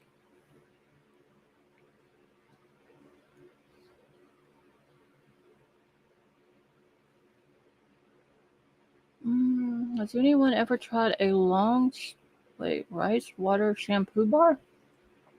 Honey, I'm sorry, I've never heard of that. Hey Tad, how are you? All right, 1 second, y'all. Let me get rid of this video that I just played.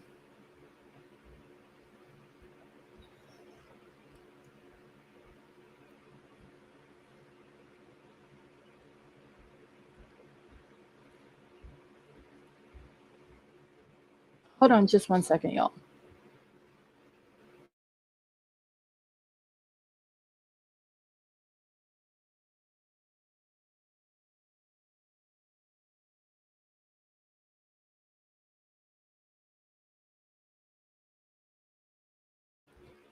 All right, Amethyst, how are you?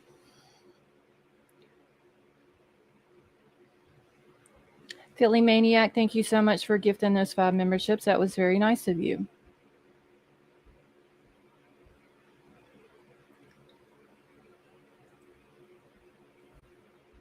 And Tad, you're very welcome. Let's see, White Widow Baby, that was the deal. She had an issue, but she didn't come to me with it. She went somewhere else and then lied. I don't take too kindly to somebody lying to me saying that I did something I didn't do. Or something that happened in my chat that didn't happen.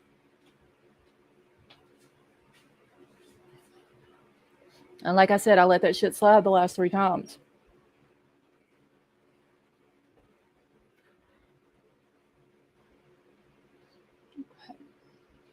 And Philly, thank you so much for gifting those memberships.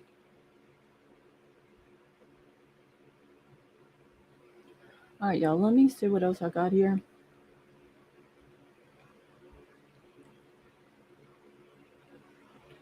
Oh, yes, wait, let me pull this up too. This is coming from People Magazine, so we kind of want to take it with a grain of salt.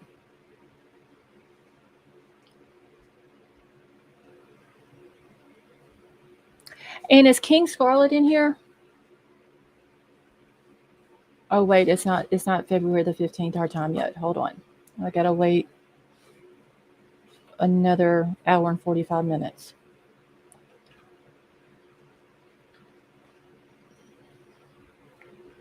Okay, so People Magazine has put out an article saying that the roommates of the slain Idaho students feel a lot of survivors' guilt. And another thing I just thought of, whoever this best friend is, whether it's Hunter or another person, Ethan's best friend, more than likely they're going to be called as a witness too. So what happened that morning, or what they seen, or whether it was Dylan or Bethany that called them over there, or whatever. He's more than likely going to have to be a witness too. And Marista at, let's see, it's 12:15 my time. I'm 2 hours ahead of Pacific time. So yeah, in about another hour and 45 minutes, it will be her birthday. And I've even got my little note wrote down over here so I don't forget.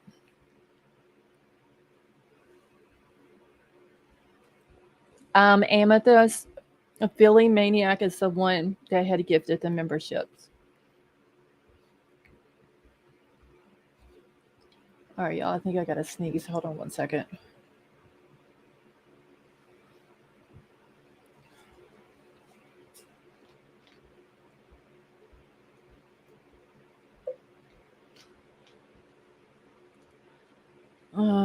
Let's see. I'd heard it was the best friend Hunter a while ago. The brother wanted to go instead, but he said no. Okay. I think the sneeze went away. All right, so let's read this real quick. I kind of skimmed over it earlier. Didn't really read the whole thing. We don't need that up. All right, so it says the roommates of slain Idaho students feel a lot of survivors' guilt about the murders. Once again, this is coming from a source. Sins, thank you. Hold on.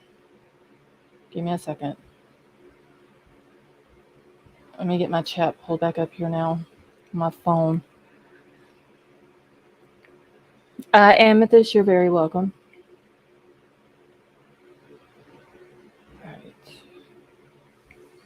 Okay, so it says that there are still more questions than answers in the November stabbing deaths of the 4 University of Idaho students, and those who knew the victims are still struggling to make sense of the brutal murders. Even people who didn't know the victims are struggling to make sense of it. So Madison, Kaylee, Xana, and Ethan were all stabbed to death in an off-campus rental home in Moscow, Idaho on November 13th. A masked intruder entered the home, killed the 4 students with a fixed blade knife, police say. But 2 of the victims' roommates were unhurt during the rampage, and police say that they have been cleared as suspects. And according to a police affidavit, one of the roommates said that she saw the suspect as he left the scene. The former roommates are still reeling from the murders and have been haunted by the events of that night. They feel a lot of survivor's guilt, a friend who has spoken to one of the roommates tells People, and their friends are gone and they are still here. It's been really rough on them, and they're going to be dealing with this for the rest of their lives. Which is true. Whatever her reason is of her not calling 911 when she's seen this guy, or even after she's seen him left, or whatever the reason is, she's still going to be feeling guilty. So that is understandable, as I'm sure Bethany is too. I would think out of the 2, probably Dylan more than Bethany, just because she saw the guy, and she had a chance to call 911, but she didn't. I think she would probably be feeling it, probably more than Bethany. So a friend told News Nation that one of the surviving roommates first heard noises around 4 a.m. on the morning of the murders. And according to the news network, the roommate allegedly opened her door and yelled, "Calm down, you're being loud, and I'm trying to sleep." She then closed her door and locked it, and the source tells News Nation. When she heard more loud noises, the roommate opened the door just in time to see the killer walking down the hall, the network reports. Not sure what hall she would have seen him walking down, though. See, but yet another friend says she was back to herself and doing fine. Exactly, Michelle. That was the dude who is claiming that his girlfriend is in Dylan's inner circle, like best friends with Dylan.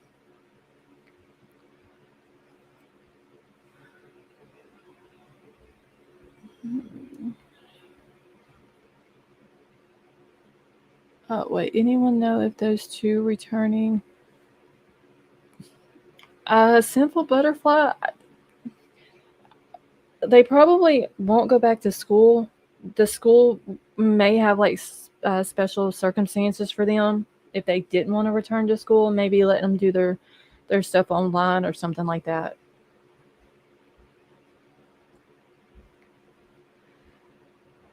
All right. So it says that more than a month later, authorities arrested Bryan Kohberger, 28-year-old graduate student and teaching assistant at WSU. He was charged with 4 counts of murder and 1 count of felony burglary. The arrest has not provided closure to the former roommates. They have been interviewed by the cops about what they saw and heard, says the friend, but they don't have all the answers. How can they? They are happy to be alive, but just so sad about it all, and wondering if they could have done anything differently. It's heartbreaking. So Kohberger has yet to enter a plea, and his next hearing isn't until June 26. His attorney has not returned People's message for comment. So which friend source do we believe, Banfield or People? I'm wondering if it's the same person, though, that's talking to Banfield and People. People's feels like it's a little bit different than what Banfield's is, but also the same as well. I don't know if they just kind of reworded it a little bit different or what. Oh my God, my chat is back on top chat again. What the heck? Okay. Okay, but then again, if she left the room, would she have been a victim because she would have had to leave the room to investigate? You're correct. I hope the university would accommodate. Nikki Lou, I would think that they would. Would this be in a circumstance of them two being in a house whenever it happened and being roommates to the victims? Um, what they seen, what she heard, um, plus the whole court issue and all that, I would hope that the school would accommodate them to either do online classes or maybe come to the school, grab their assignments, um, and do it, maybe either bring the work back once it's done and turn it in or do it over line. I do know, yeah, the triplets did go back. Hunter and Maisie both went back. And Ethan's mom said that that was a decision that they talked about, thought it over and everything. Um, Hunter was ready to go back. He was ready to get back at the fraternity. Maisie, the sister, at first she really was upset about it, but in the end she ended up going back. Um, I, and you really can't compare Hunter and Maisie with Dylan and Bethany, even though it's two separate situations. Ethan was also their triplet. So in both of those instances, it's I think it would be equally hard. I'm sure Ethan's brother and sister may have to testify as well. Um, but maybe the college gave them the option, though. If they wanted to finish out the year, that they would allow them to do it, online or remotely or whatever.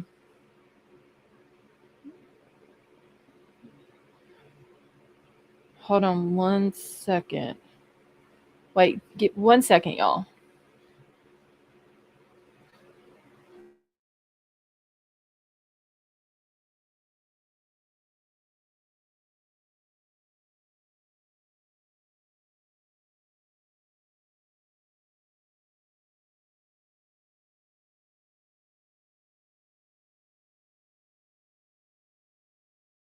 Okay. Let's see. Just can't imagine going back unless they were graduating. I mean, I wouldn't want my kids to go back if I was in Ethan and Hunter and Maisie's parents' situation. But at the same time, you kind of have to let them make that decision on their own. And if they're comfortable going back, you kind of have to let them as well. But I would be scared to death. I wouldn't want mine going back. Even if I was Dylan or Bethany's mom, I wouldn't want them going back.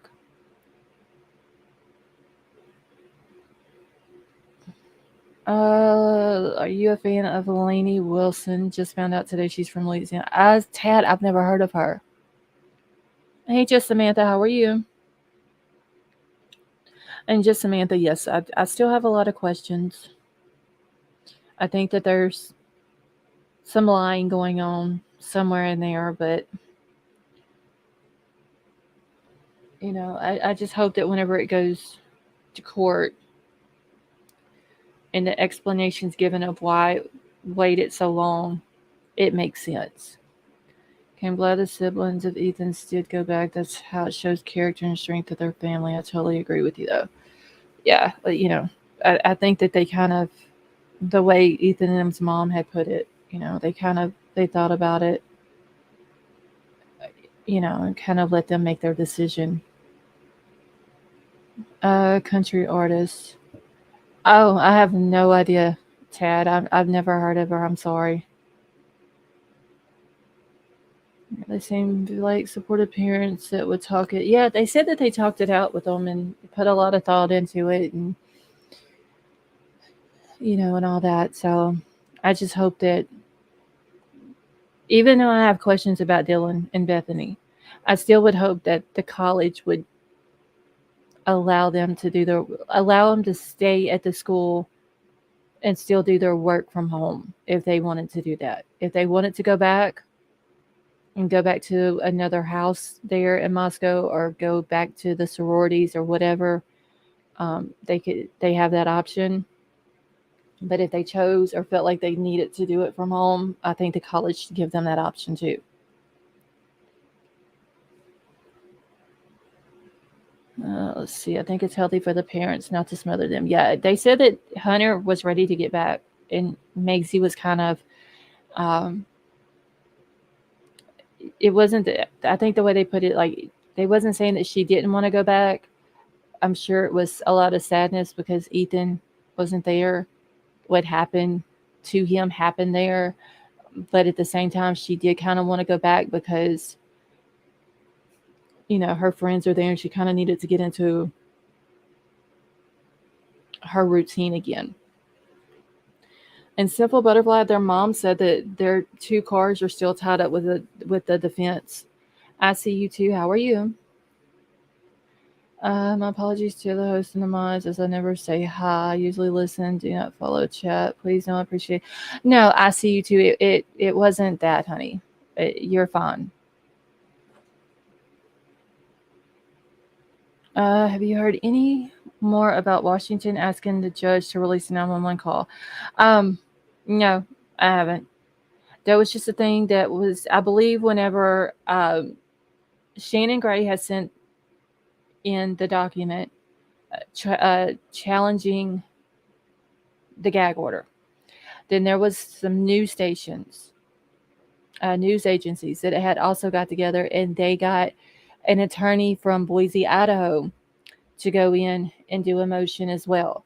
And then Whitcomb also sent something into, I guess, to the judge or to Latah County, and was asking because they're wanting to know if they're covered, and also that that 911 call is covered under the gag order, because they're saying that a lot of people has requested it, and they're wanting to know if they can release it to those people who have requested it.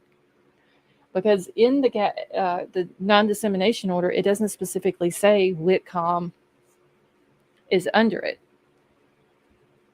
but it does say something about anybody who has to do with anything with the case.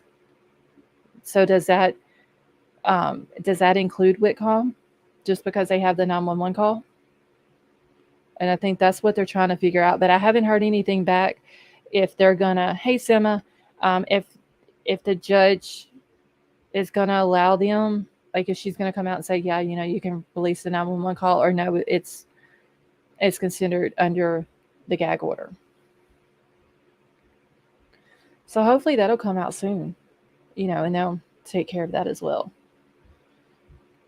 We should hear next, though, from the judge, because Shannon Gray has challenged it, then the news agencies, then Whitcomb. I think Whitcomb is looking more for clarification, is what they're looking for. And then Bryan's attorney comes out against what Shannon Gray has said. So there's court documents on that. Shannon Gray has requested a hearing on it. We should hear next from the judge on it. Let's see. I mean, if you have to gag everybody, that means you might have given too much evidence out. Yeah, which I can understand the whole Whitcomb thing. If there's something in that 911 call that they're wanting to keep until the trial, then I can understand why they would be like, yeah, you need to keep the 911 call and don't release it.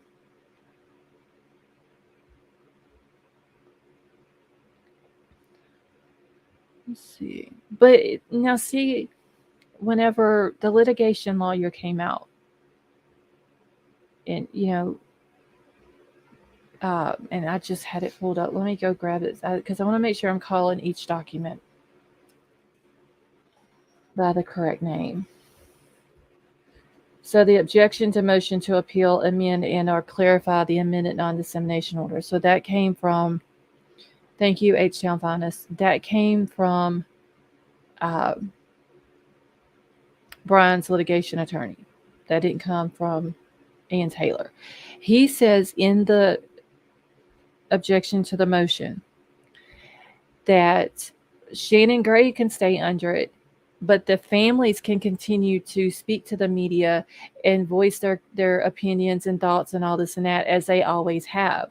But he wants Shannon Gray to stay under it. But if Shannon Gray's under it, the parents, like Mr. and Mrs. Gonzalez, are not going to go do an interview if they can't have their attorney there. That was the whole point of them retaining him and representing them to where he could talk for them. So if he's under a gag order, he can't speak about it. They're not going to do an interview. Just Samantha, you have a wonderful night, and thank you so much for coming and hanging out with us. Let's see, Stone right. Maybe the PI found some other info and Steve wants to talk about it. Yeah, they're not. I do believe that there's something that the Gonzalez family wants to say. I just don't see them doing it, even though they're not under the gag order. I don't see them doing it just because they can't have their attorney there to speak on their behalf because he's under the gag order. Okay, I would not let my children back, but I'm very controlling type since my children at the age they would decide. Yeah, I wouldn't want mine going back either, but you know, I would at the end of the day, I would have to let them make their own decision. I'd be trying to talk them out of it, but I would have to let them do it.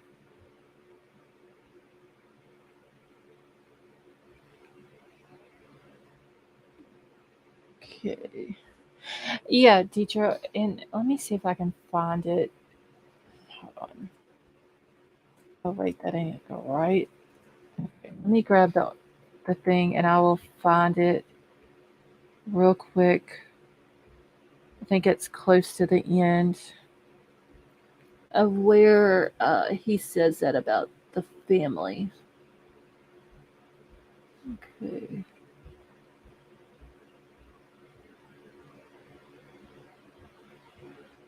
Give me just 1 second. Subject matter. Okay, let me pull this up while I'm searching because there is a spot in here where he says,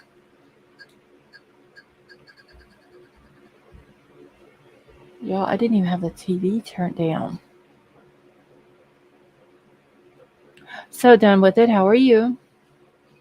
Okay, so let me see where I can find. I know it's close to the end.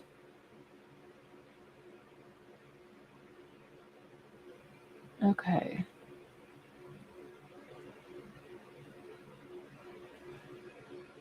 And I don't know if y'all can see this or not. So if y'all see it anywhere where he talks about the family, because it says, finally, Mr. Gray asserts that he is allowed to relay to the media any opinions, views, or statements of the family members regarding any part of the case, regardless of the rules of professional conduct, because it would place an undue burden on the victim's family if the attorney whom they have retained to represent their interests was prohibited from serving as their spokesperson to the media or other parties and transmitting the victim's family's thoughts and opinions.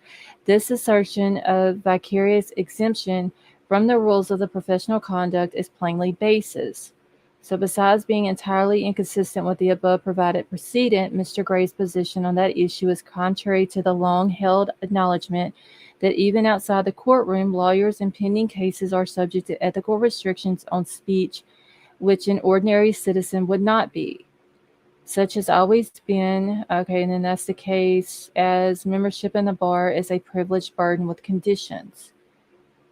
Mr. Gray's representation of the Gonzalez family does not entitle him to the same degree of freedom of speech they enjoy as ordinary citizens. Further, Mr. Gray makes that clear that if his motion is granted, he will comment on the case and other issues surrounding the investigation pursuant to Rule 3.6.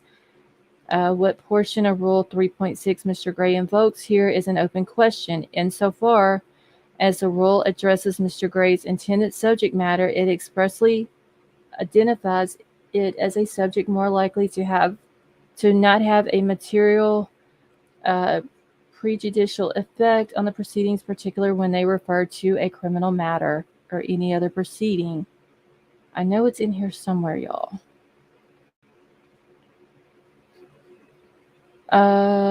Gigi was in here a couple of nights ago. I can't remember if she was in here last night, but I believe night before last she was in here.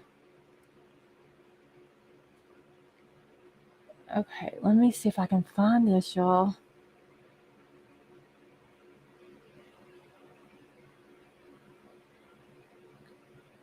Okay. I want to say it was night before last whenever I seen her in here. Okay, let's see. Mr. Gray argues that he will not be offering up his own opinion regarding the facts surrounding the case, but rather only serving as his client's spokesperson, conduit to the media and other parties in transmitting the victim's family's thoughts and opinions. Far from mitigating the already tenuous nature of his argument, the signal of intent again places Mr. Gray at odds with Rule 3.6 in Gentile. The court has already exempted Mr. Gray's clients from its order, adequately preserving their First Amendment rights. To extend this exemption to Mr. Gray would function solely to grant potentially prejudicial statements the weight recognized as a danger by the Gentile court on the subject rule distinguishes as already extremely susceptible to prejudice. If Mr. Gray truly intends only to voice his client's thoughts and opinions, then the court's previous exemption has already cured the supposed First Amendment infamy. Mr. Gray's clients may voice these thoughts and opinions themselves if they have clearly been doing. So yeah, it says it right there. Mr. Gray's clients may voice these thoughts and opinions themselves as they have clearly been doing. So yeah, they can. If they want to speak, then they can. I just don't see them doing it because they can't have their attorney there to speak on their behalf. And that was the whole reason of them hiring him as their attorney. He's basically their spokesperson. Happy Cactus, I don't know. Like, there's all these big legal words in here and how they word stuff. It's crazy. Okay, it's crazy because Mr. Gray knows no more than the media. I guess court doesn't want family speculating stuff that could get out to potential jury. When do you think we'll finally get a trial, and do you think it will be televised? So he would go to preliminary June the 26th. He would enter his plea. I don't know if they would schedule on the 26th, if they would schedule a trial date or not, or if it would end up being scheduled at a later date. I'm hoping, though, it will be live streamed.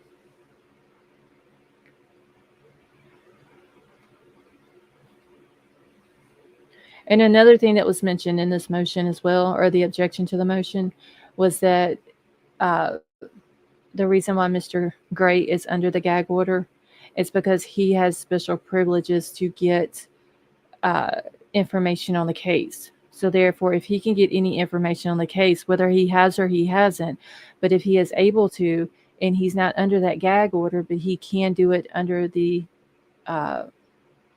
under basis that he is an attorney, then he can very well tell his clients, and then it can get leaked out from them, or he could tell other people. But if any information that he gets and he's under a gag order, and the Gonzalez family is not, I don't think he can tell them anything that he knows based on a gag order.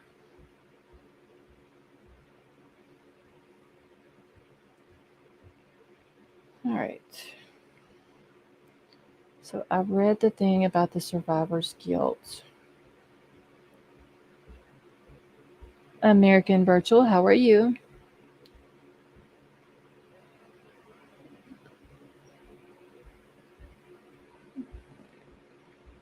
Okay, I would think trial date will be scheduled at the end of. I would think so too. That's when they would schedule it. Like I said, you would go in, you would enter a plea. Well, they would present all their evidence. He would enter the plea, everything that they have to do legally at the preliminary trial. I would think it's before the end of that court date. Well, it would be at the end of that week. because they set aside the whole week, the 26th through the 30th. So I would think that at the end of that week, then they would set up this and schedule the trial. But I mean, they've done that in Lori Vallow's case, and look how many times this went back and forth and all that. Simple Butterfly, the 27th of February is when it should be unsealed. His search warrant for his parents' house in the car. Someone was asking about the gag order being unconstitutional, so I Googled it, and that's what it said. Wait, Stonegator, hold on. I missed what you were saying. Okay, so the Supreme Court ruling unanimously found the gag order to violate the First Amendment. Let's see. That's a restrictive order. Her only constitutional when justified by a compelling interest and with no less speech restrictive alternatives. Okay, is this the comment you're talking about, Stonegator? Is that we're always unconstitutional with other grave doubts? Yeah, either way, I don't think that the judge is going to rule it to take him out from under it, honestly. Yes, Simple Butterfly. I actually have. Where's that at? Let me make sure I got all my Bryan Kohberger stuff and Idaho 4 and all that.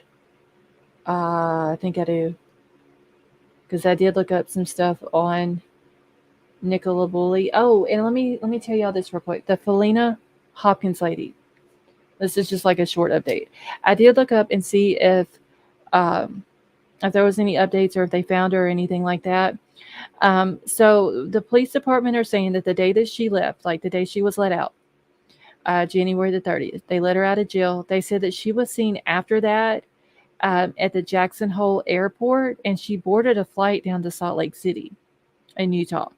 So the police said that they have contacted the Salt Lake City, Utah police. They talked to the detectives there, and that the detectives are still working on it. So they still haven't found her, but they do know that she left that day after she was let out of jail. She went to the airport there and boarded a flight down to Salt Lake City. Okay, now. Yeah, that's probably what she did. She just left. Her family, though, they still don't know where she's at. Nobody's heard from her. No, they haven't talked to her. Nobody's seen her or anything else. Okay, let me bring up this glove story about Nicola.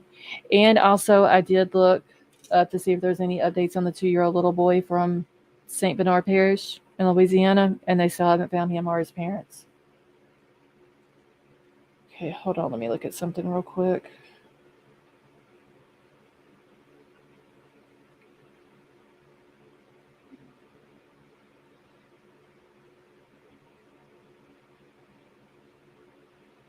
Okay, hold on one second, y'all. Let's see. She's grown. Maybe she was driving to Salt Lake when she got arrested. Who knows? I don't know. They said, though, that another thing that I had found out that, okay, so the day that she led them on the high-speed chase, that I guess there's like a certain type of on-snow vehicle that she got a ticket because she didn't have an on-snow vehicle. Now, we don't get snow down here like that, so I'm sure the northern folks who have to deal with that know what I'm talking about. But she got a ticket earlier in that day for not having an on-snow vehicle, and because she had ended up getting stuck in the snow. And they came in, they towed her vehicle out, got it unstuck for her. She was cited.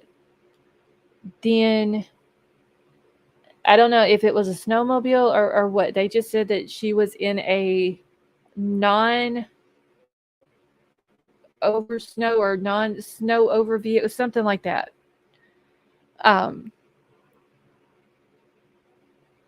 So I don't know if it was maybe the type of tires that she's supposed to have on a vehicle or a certain type of vehicle or whatever. I don't know if she was in a car, SUV, truck, whatever.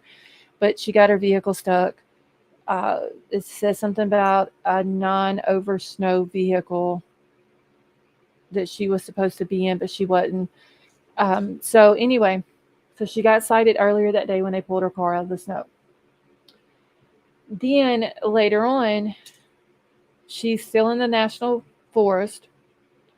Uh, she's just, for whatever reason, sitting in the middle of the road.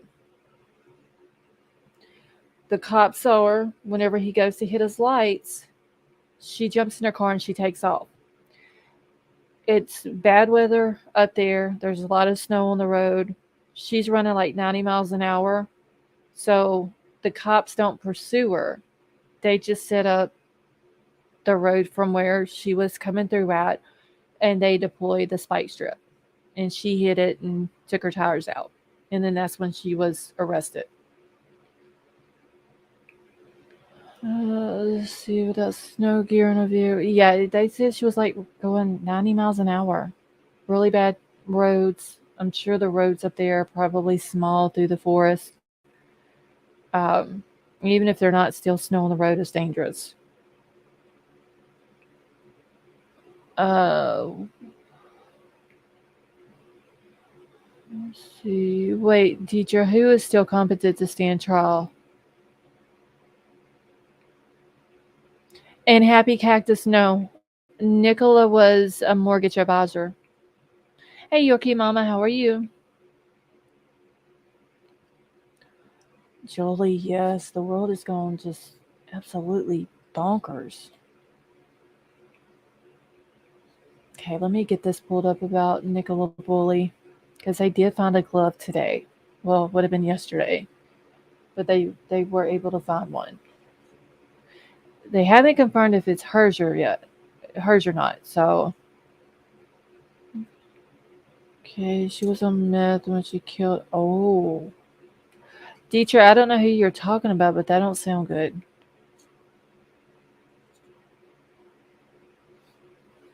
All right, so this says that a stained glove was found. Major update in Nicola Bully case as cops are handed stained glove found just yards from where she disappeared. And this was actually found a few days ago, but the article just came out on the 14th.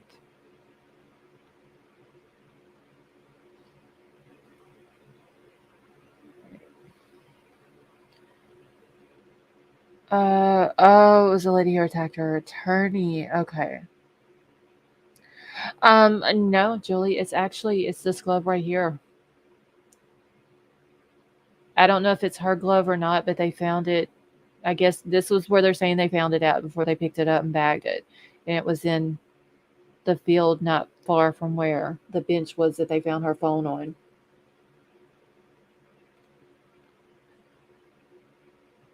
So let me make sure. All right. So it says, in a dramatic twist, the blue ski glove that was taken away in an evidence bag last week, despite police still maintaining that Nicola 45 was swept away in the river. Like, they are just on it that this lady fell in this water. And to a point, it sounds like that they're not exploring other avenues of what could have happened to her. All right. So the first red dot right here, hopefully y'all can see it okay, is the bench where Nicola's mobile phone was found. This is also like right here, this line of trees is where the gate is. And then it goes up this way, and there's the bridge and everything up here. So final sighting was here. This was the upper field, and then her glove was found right here in the upper field. I'm thinking abduction too. And they're even arresting people over there. Like the people over there in Lancashire and all that, and surrounding areas, like they're calling the like they're political people. I forgot what they're called, counselors or whatever they're called over there. Like they're calling them and making malicious comments to them and everything. Like 2 people then got arrested for that. So me and they're going to do another press conference on Nicola.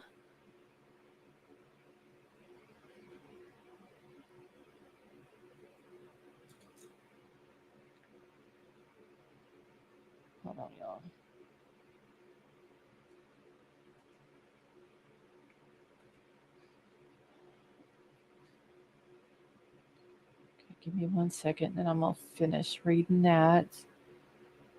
Okay, so she was last seen wearing. She had it was a black jacket, black jeans.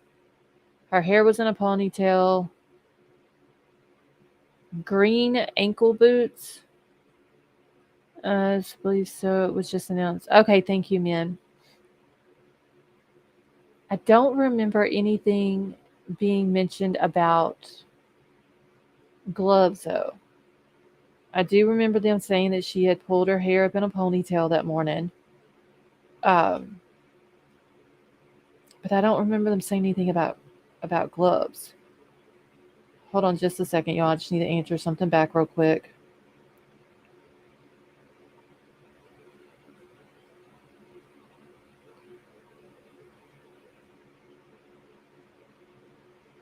Okay.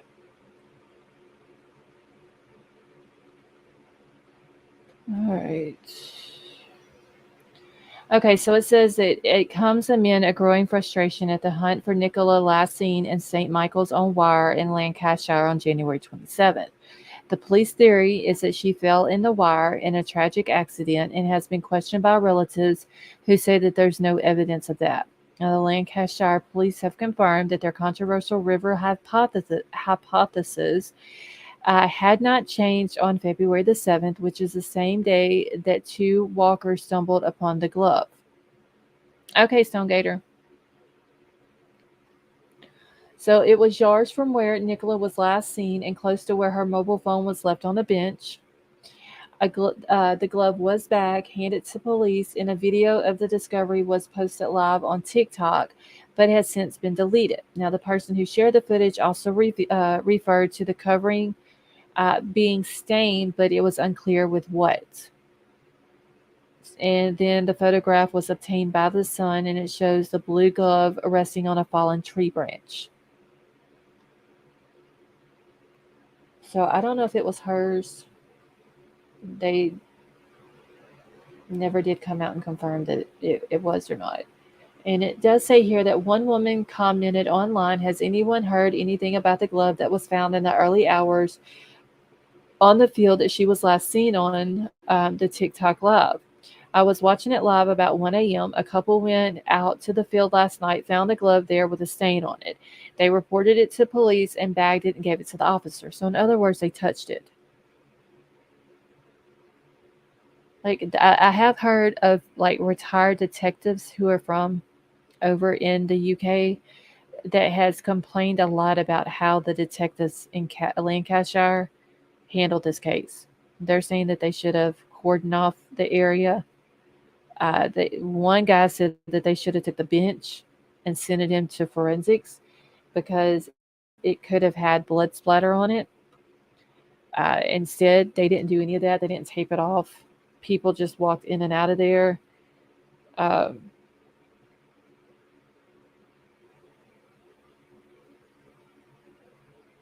It's okay. That's fine. Wait, what up, baby? Like, the people have walked all over it. Police have walked all over it. Searchers have walked all over it. So if there was anything there, it's no longer there. Okay, so it also says that yellow ribbons adore the bridge at St. Michael's, where villagers are longing for Nicola's return. Yesterday, singer Peter Andre, 49, called her disappearance a bizarre story with more questions than answers. It seems like a lot of these cases that's been coming out here lately, there's always more questions than answers. Let's see, there are so many cases nowadays that they don't do the right... Exactly, Happy Cactus. All right, so he said that he can't imagine what her distraught relatives are going through as they wait for news. This is Nicola and her partner, Paul. I can't remember if I showed a picture of the two of them before. People are getting really annoyed with the police. Also, Peter Falling's going to rejoin the search. Oh, yes, I did see that, and I do believe that I have an article about that too. Peter is the guy who was the expert diver who searched for Nicola in the water, and he's the one that said, if she's in the water, I will find her. I guarantee you that. And then he came back and he didn't find her, and he said he didn't think she was in there. So now he's like doing a behind the scenes search for other areas, trying to find her. All right, so it says the glove was found in this field where the mother of two was last seen. So this would be the upper field. And there's actually like a building, it looks like, right there under those trees. Okay, and here is the bridge. They've tied all the yellow ribbons, and I believe they're putting messages on the bridge as well. Okay. All right, so that was all that article. Let me see if I have the one about the Peter guy. Because I do believe he thinks that there's something else has happened to her. And he doesn't, I don't think he really wants to come out and say he doesn't agree with the police. Hey, Jan, how are you? Because he did say that he has worked with the police. But I think that he doesn't agree with them on this. They're saying, police have searched the river, like they dived the river 2 or 3 times. Well, this guy went in and thoroughly looked in there, and he's saying that she's not in there. Deetra, I don't know. They did say though that she had the Fitbit on. They were trying to extract that information. But another thing I didn't understand is the person that came forward and said that he had seen the 2 suspicious guys the day before she went missing. And he said he reported it to police, but it took him like 9 days to get back to him. Like, you have a missing person here. Somebody talks about suspicious guys and they're acting weird and all this and that. Possibly could have had something to do with her going missing. You take 9 days to get back. And it seems like the reason why it took the 9 days is because they were so focused on the river.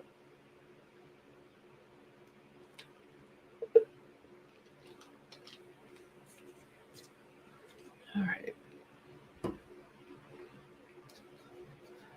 Okay, give me a second. I'm just hopping back and forth over here. I just want to make sure that nobody's backstage. All right, if anybody wants to come up, you're more than welcome to grab the link. Let's see. Teacher, I don't either. To me, it feels more like an abduction, honestly. And if y'all haven't done so, please go hit that thumbs up. Did they call in adventures with purchase? Lord, purpose to dive search. They're good at recovery. No, Michelle, it was a I didn't forgot the name of the company. It's something international. It should show it in this article here. It says Nicola Bully's body is likely to be found within a 2-mile radius, according to the dive expert Peter Falding. And like I said, SGI, thank you, man. Peter, like I said, is the one that came in, and he said, and I believe I played the video that night, or I might have read the article, I don't remember, but he said, if she is in the water, I will find her, I guarantee you. And then he searched it, and he didn't find her. And this is a dude that's like years and years and years of experience with this. So he has taken it upon himself, and he says that he even told Paul, which is Nicola's partner, that he thinks that there are other places that need to be searched. So he has taken it upon himself to go search these places. So it says a dive expert believes if missing Nicola Bully is dead, then her body would likely be found within a 2-mile radius. Nicola, 45, disappeared while walking her dog on January the 27th at St. Michael's on Wyre in Lancashire. And this is our cute little dog, y'all, Willow. And Willow was actually with her that day. Wyre police, I don't know. It seems weird, honestly, that they keep pushing that she's in the water. And then, like, they don't want to search anywhere else. They don't want to have an open mind about maybe there was an abduction. Maybe she just left on her own or whatever. Like, they're pushing it so hard of her being in that water.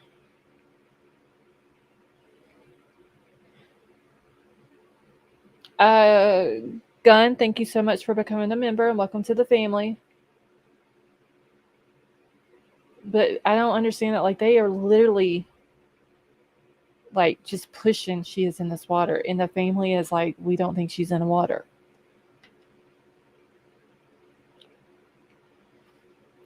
But I think her dog Willow is just like the cutest little dog. All right. So it says Peter Falding, who assisted the police in the specialist search of the river, is now sourcing for places where she could have been buried. The forensic expert is planning to hunt close to where Nicola disappeared for possible disposition sites. So I mean, like, he's telling the family this. That it's possible that there is a burial site that she's at. Happy Cactus, I don't think they can drain the river. It's not very wide. The river there isn't. I would say, I don't know, 50 feet across probably. And in some places it may be a little bit deeper, but they're saying that where the bench is, it's not very deep. Like, if she would have landed in the water, she could have stood up. It's not very deep there at all.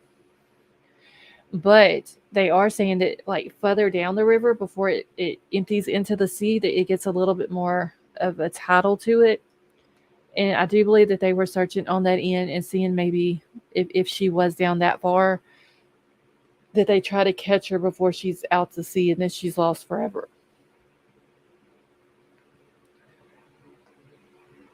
Okay, so it says that Peter said normally people aren't found too far away, often within a couple of miles. He has compiled a list of areas where it would be possible to secrete a body without anyone noticing. So the search will include hedgerows and wooded areas where it is possible to park a vehicle and deposit a body without being seen. Peter said that he decided to launch his own low-key search after having a frank conversation with Nicola's partner, Paul Ansel, and her friend, Heather Gibbons.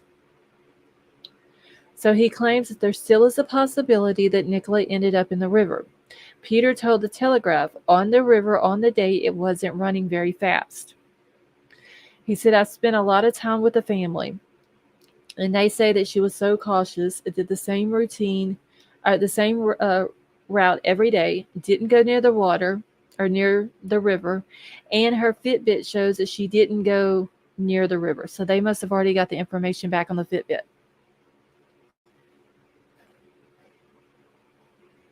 So it does say that her Fitbit shows that she doesn't go near the river.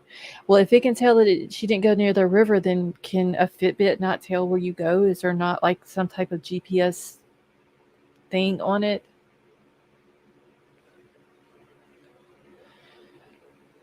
Okay, so it said that she would have had to be pushed really hard to be launched out into the middle of the river.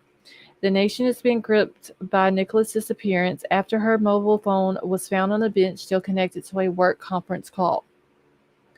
Nicola's pet, a Springer Spaniel, Willow, was also found, but there was no trace still of the mama, too. I don't know. Would a Fitbit be considered the same as an Apple Watch? Karen, what's your question, honey? I think, I know the Fitbit, I do believe, does heart rate and stuff like that, but I don't know if it would be the same as a watch, as an Apple Watch. See, I think the owner of the caravan park is involved, as well as her son, daughter-in-law. They knew Nicola well, yet reported finding the phone Willow to the school, and the stories keep changing. Let's see, it was left at her home. Wait, just seeing what was left at her home. Because if you're talking about her Fitbit, they said she had it on.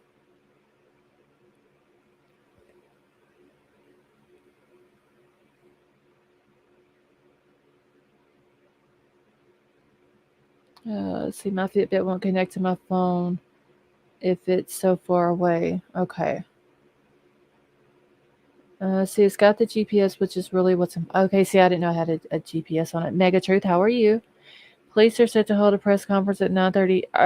Not 9:30. 11:30 a.m. 6:30 Eastern today, where they will give an update into their investigation. Okay. Okay, I'm waiting to see what Karen's question is.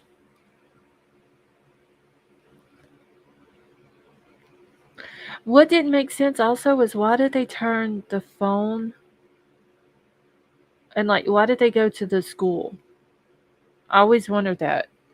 Like I get if you know that Willow is this lady's dog because you've seen her out, you know, I'm pretty sure they see the same people. But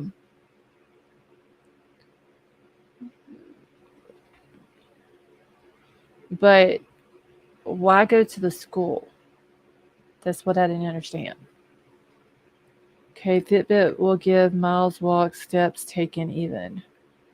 Let's see. Thank you. The cup found in Kali that I do. Do you think that the cup or blood was used for ritual blood? Karen, no, I don't think it was. Wood Fairy, how are you?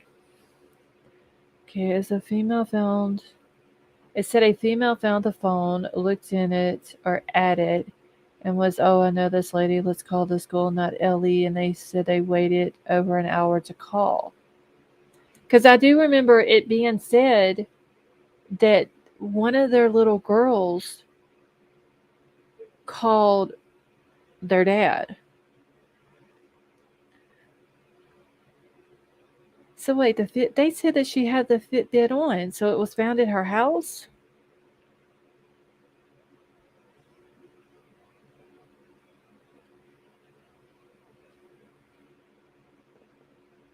Because that was like the pale blue Fitbit was actually like in the description with her clothing. Wood Fairy, you're very welcome. This place. Okay, so Happy Cactus, she left home that morning with her girls and her dog. She dropped the girls off at school. She spoke with another parent there for like 15 minutes, left her car at the school, and her and the dog walked over to the trail going beside the river where she went missing. It was just literally, I would say, basically across the street, I guess you could say, but it wasn't very far. Like it was close enough that she could walk. And she always did that. She would always leave her car at the school. But for whatever reason, I've heard like this lady that finds the dog in a phone turns it into the school and not the police. And then one of the little girls is the one who actually called their dad Paul and told him that her mom's phone and dog had been found.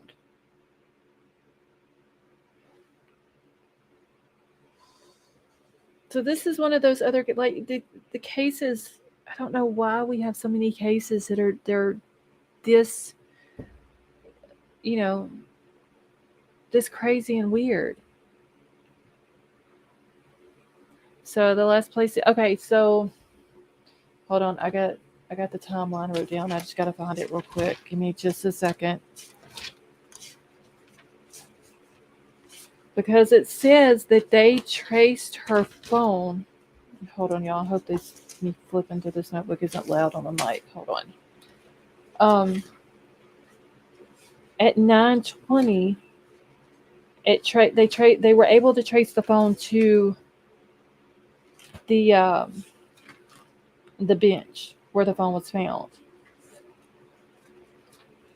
All right, y'all. Hold on, because I know that I got the timeline wrote down in here somewhere.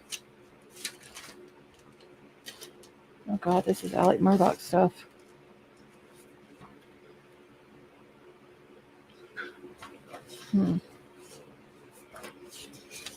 All right, must be another notebook. Hold on, y'all. I got too many notebooks all over my desk. Gummy bear packages, and my desk is dirty. All right. Yeah, well, I'm looking for this, y'all. If y'all haven't done so, please go thumbs up. Hit the thumbs up real quick. Okay, so it says at 9:20, her phone was believed to be back at the bench in the lower field. Wait, I got a full. Hold on, I gotta find it. I have like the whole thing wrote down.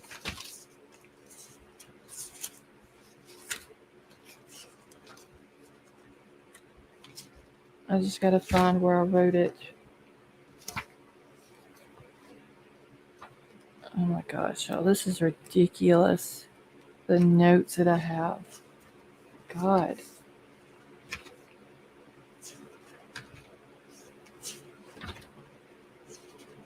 Okay, so it wouldn't be back this far because I'm like up in the 1st of January. She wasn't missing during that time.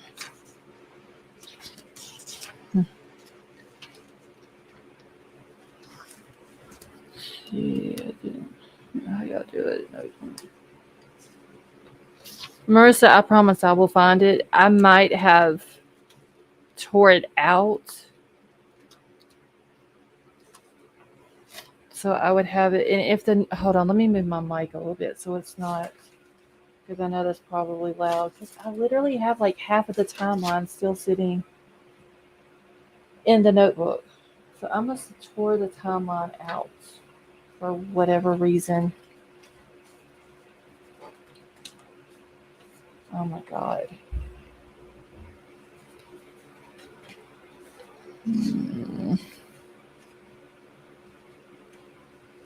Y'all, I've got, if y'all could see it, y'all would be like, oh my God, this woman is so unorganized. It's not even funny.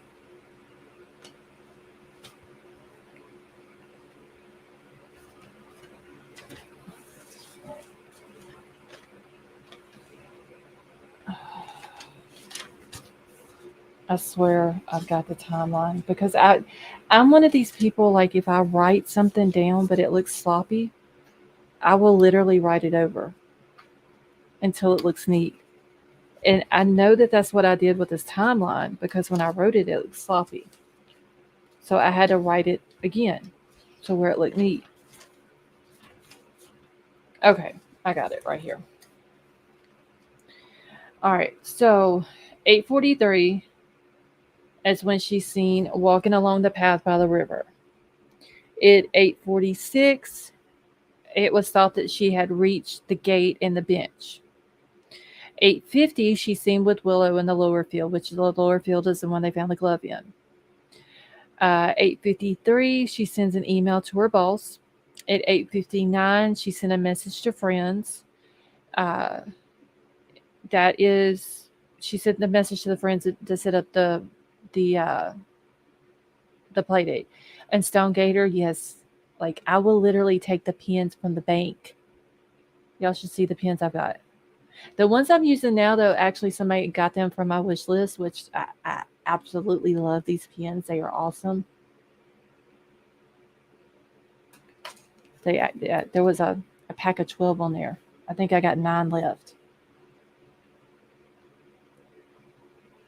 But my pens, they have to be a certain way or I can't write with them.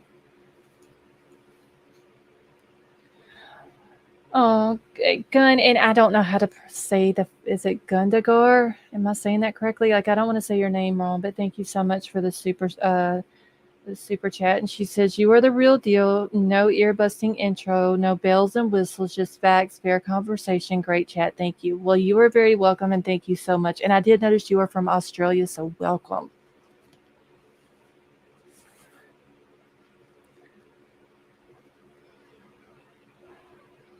Okay. Yes, Marissa, they are the ones I've got. They're like the Gelosity pens. Very smooth writing pens. Rum Runner, you have a good night. All right, let me see. So at 8:59 is when she sent a message to her friends. That is when she was setting up the play date. So 9:01, she logs into a Teams call for her company. Hey, Miss Amir, how are you? And Rum Runner, you're very welcome. These Teams calls. Okay, thank you, White Widow Baby. Wait, what happened in New Zealand? Judy, what happened in New Zealand? But they did say these team calls that they have, they're every Friday. So, that was something that, was uh, to be expected. Found someone I love at the apartment complex mom used to work at Abaton. Yeah, I'm bad about, oh, a cyclone. Okay. Um, I'm bad about taking pins from places like that. All right, so 910 was the last known sighting. She was seen in the upper field walking with Willow. But at 9:20, the police traced her phone records and her phone was on the bench overlooking the water.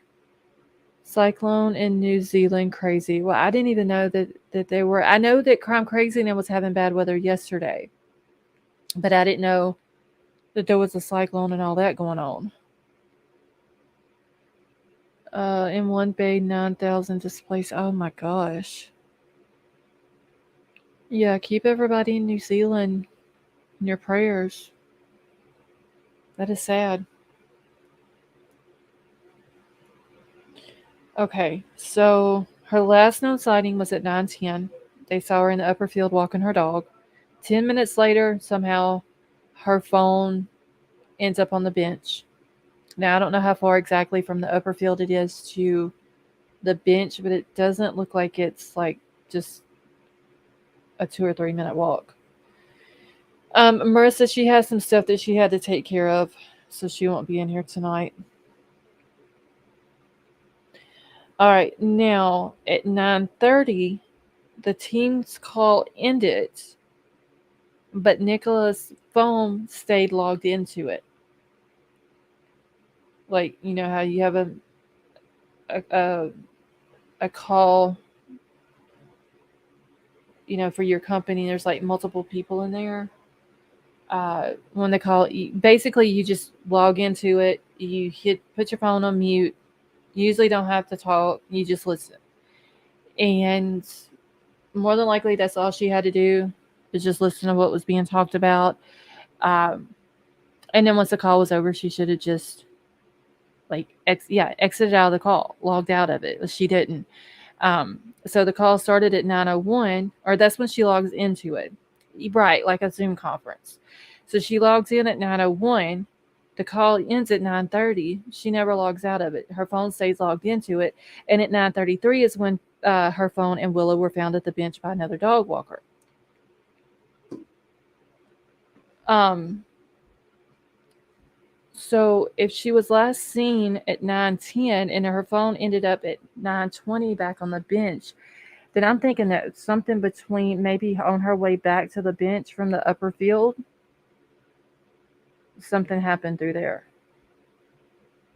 And maybe they put her phone, or maybe she put her phone, she'd already made it back to the bench, and somebody grabbed her, made her leave with them or whatever, and she left her phone. Because, I mean, if you don't take your phone, they can't track you. You can't call anybody. You can't text anybody. And maybe they made her leave her phone. Listening in on mute was a regular thing for Nicola to do, yes. So, she probably had, AirPods in, listening to it. The phone's on mute. She couldn't hit unmute to try to talk to people, and whatever happened. I don't think she went into the water, though, honestly. Okay, now 9:33 is when her phone and Willow were found. At 10:50 that morning, it says that her family and the school where her daughters attend were told about her disappearance. So dang, that's like over an hour and 20 minutes.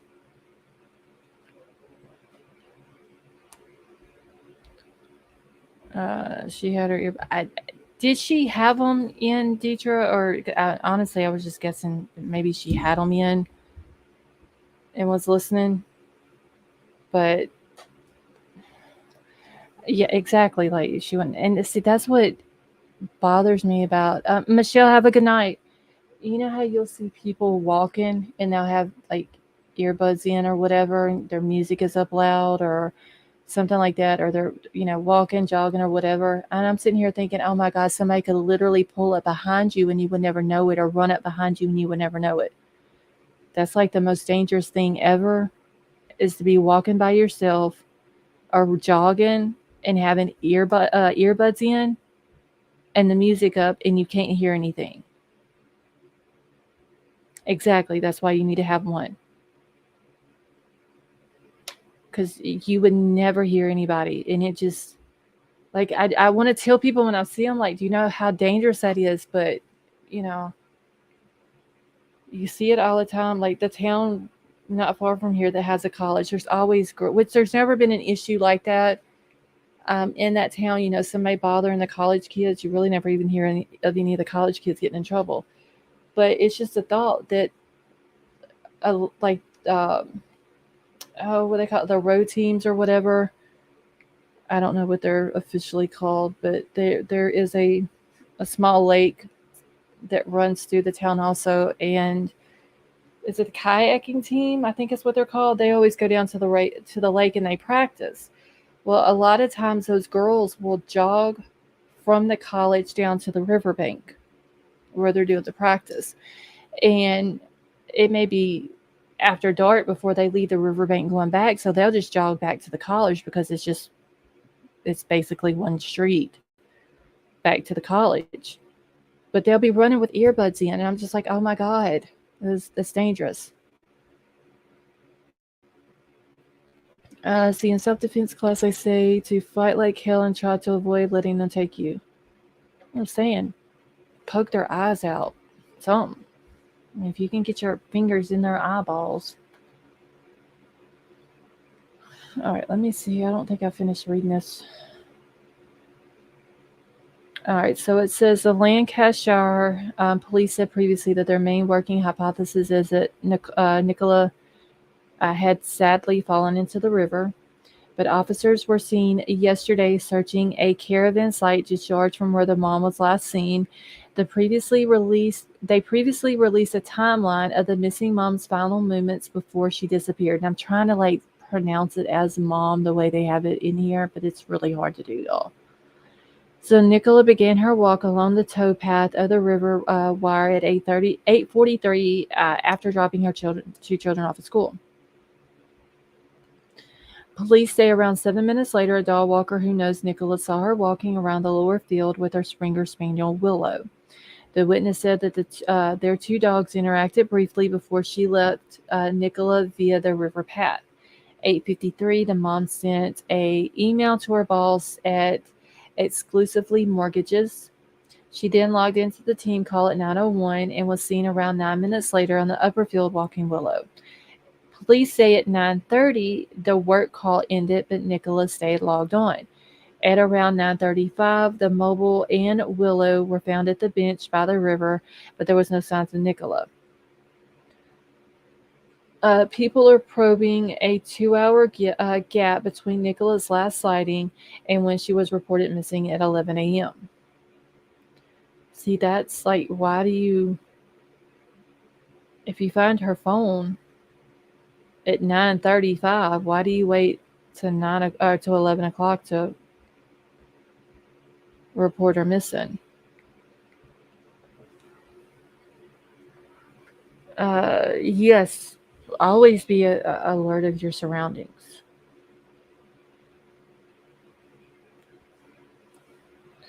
So Nicola has been described as 5'3" tall with light brown shoulder-length hair. She was last seen in ankle-length black quilted gillet jacket with a black Engelbert Strauss waist-length coat underneath and black tight-fitting jeans. She also had long green walking socks tucked into her jeans, ankle-length green and neck willies, a necklace, and a pale blue Fitbit on. So see, they're claiming that she had the Fitbit with her.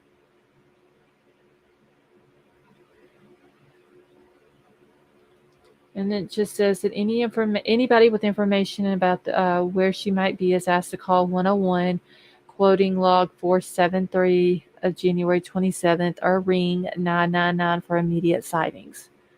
So with like 101 or the 999, would that be like the U.S.'s 911? Is that kind of like the same thing? Dub, somebody did say that it does have a GPS on it. I don't know. I don't use them. So I don't know how they work. Marin says she's very pretty. Okay, so it's our 911. Okay, thank you, Mega Truth. Because I've seen signs where they've had where they're looking for or whatever, and it has like call 101 or 999, and so I was wondering, okay, 101 is not emergency, 999 is the UK 911. Okay, thank you, Min. Okay, and then there's her and her partner.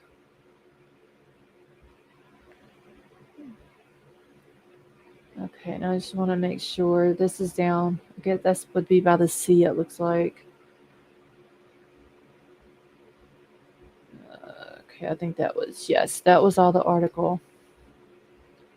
It's crazy though, because her phone's found at 9:33. She's not reported missing until 10:50 to 11 o'clock. The police don't cordon off the place. People come in or walking all over the place. The one dude, like I said, if I can find the article, I will have it ready tomorrow. But he's like a retired detective over there. And he says that the bench should have been taken up from where it's at and sent to forensics because it could have blood spatter on it. And they didn't do that. There's people that have sat on the bench. There's TikTokers that have went down to that field, recorded themselves sitting at the bench. There was also I guess some of the TikTokers were going like to people's houses and looking through their windows and recording, looking in their house and everything else. Like people are, I know that they're wanting to find her, and that's good and everything, but you can't just walk up to somebody's house and stick your phone up to their window and start recording inside their house. See, I hope Nicola didn't stage this. I would be so mad. I don't feel like she just walked away. You know how like whenever you cover a case or you're following a case, like you'll get like this weird vibe about something. I don't think she did that. I think somebody was there and they took her. So yes, where in all these cases there's always information left out or just yeah.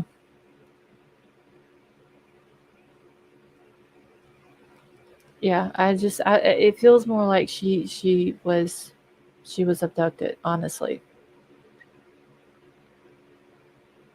Let's see. All right, wait, what up, baby? I did get that timeline. Thank you. I'm trying to think if I had put anything else about Nicola. Oh yes, I did. Here's the arrest over the malicious messages. Like there's people, like I get that they wanna like help find her. I completely understand that, but some of the people over there are going about it the wrong way. Like on a serious note, like just can't do some of the stuff that they're doing over there. The TikTokers, they've gone crazy. Mark William, that may be the one that I'm talking about, Min, where about talking about the bench needed to be taken up. I wish I would have got that article, but that could be him. I just remember it saying that he was like an ex-detective or retired detective or whatever, and he was talking about it, about the bench, and that how the police had, like, there's so much that they messed up on. Dietrich, are you talking about Nicola? She was a mortgage advisor.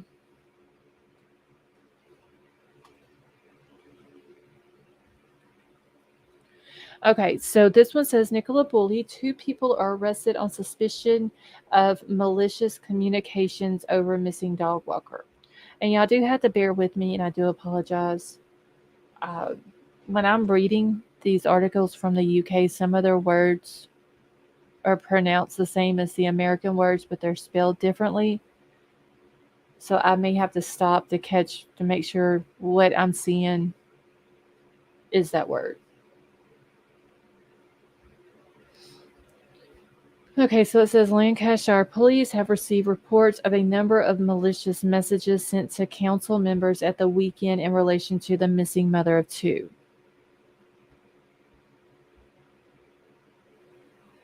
Okay, and see, that's where I was talking about, where they have the call 101. So I was always curious if that was like, um, like R911. All right, so it says that 2 people have been arrested for allegedly sending malicious messages to wire council members over the disappearance of Nicola Bully. So it says they have received reports of messages at the weekend, which led to the arrest of a 49-year-old man from Manchester on suspicion of malicious communications offenses. He has since been released on bail pending further inquiries until the 12th of May. A 20-year-old woman from Oldham, I don't know, I guess Oldham it would be how that's pronounced, has also since been arrested on suspicion of malicious communications offenses, and she remains in police custody. Lancashire police said inquiries are ongoing. So, they're just starting to arrest people over there. So a major search has been underway for the 45-year-old after she was last seen on Friday, January the 27th, while walking on a footpath by the River Wire.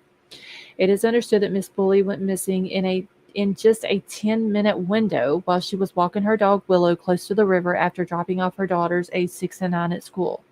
So they're literally giving it a 10-minute window of when she went missing. So the Wire Council has since removed a number of contact details from its website after the inappropriate emails and phone calls over the missing mother of two. On Monday, the council said that it had temporarily removed contact details for parish and town council members, as Lancashire Police confirmed it is investigating. In a statement, Wire Council leader Michael Vincent said that we appreciate the emotional gravity of the situation. However, we will not tolerate any form of abuse of any of our elected members of Wire Borough Council or any of the town and parish councils within our borders or our staff.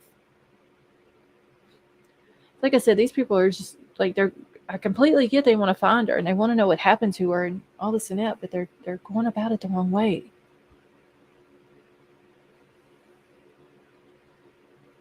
All right. Let me get down this way on it now. I think that's all. Oh, no, wait, we got more.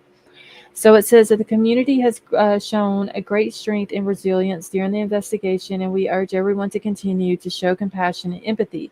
It is a shame that we have had to take this step at such a difficult time, and appropriate steps are being taken to ensure that residents are still able to contact their elected representatives.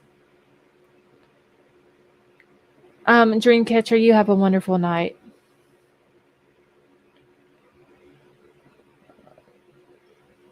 So wait, the 10-minute window was from her last action on the phone.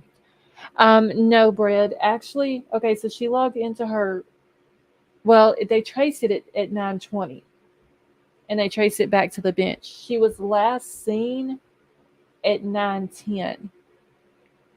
Her phone ends up. She was last seen in the upper field. Her phone ends up on the bench at 9:20, and then at 9:30, the team calls in, but she doesn't log out of it. And then at 9:33, her phone is found. So I'm guessing that they're from the 9:10, which she was last seen, to the 9:20 when her phone ends up back on the bench. I guess that's when that 10-minute window is coming in. That's what I was thinking, Deetra. It's a shame she had it muted, which I understand she would have had to, but if she wouldn't have had it muted, she could have hollered or anything to try to get someone's attention.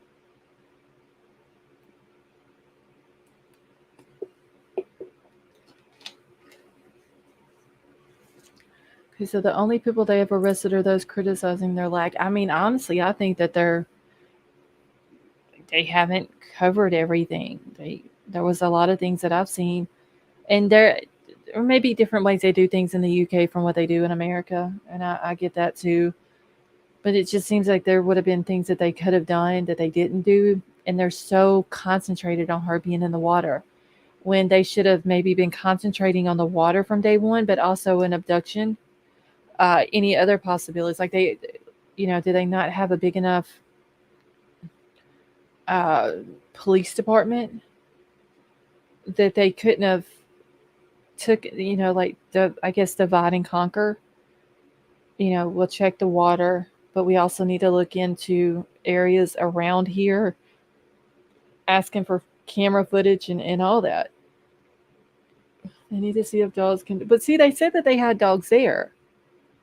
And her partner even said that he took their dog Willow back because he thought that maybe if something bad had happened, like she had fallen in the water or something like that, that maybe Willow would act up or try to give a sign or a signal or something, um, show distress or something like that.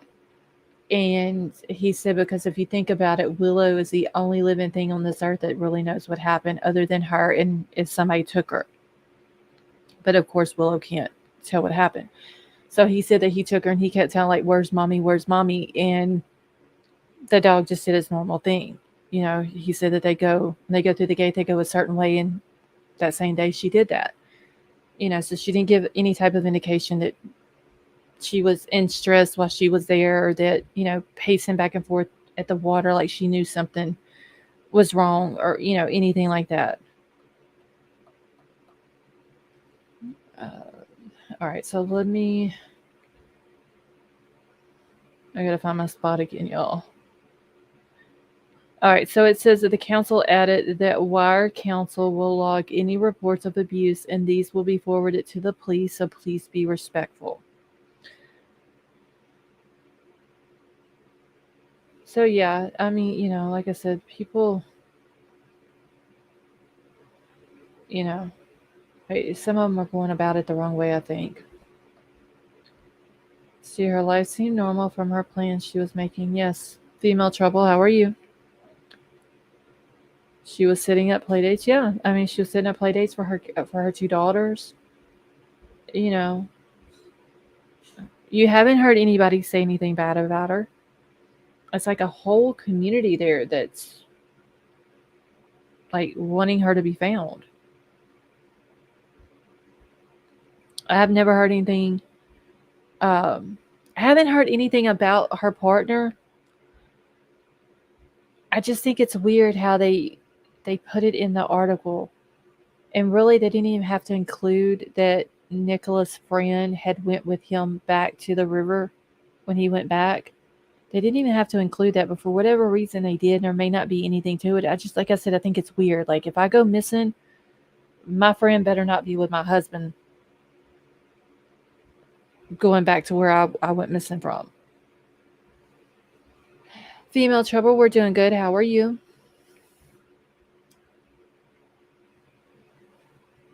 All right, so it says its chief executive, Gary Payne, said that everyone is deeply saddened by the ongoing Nicola Bully case, and our thoughts are with the family and friends.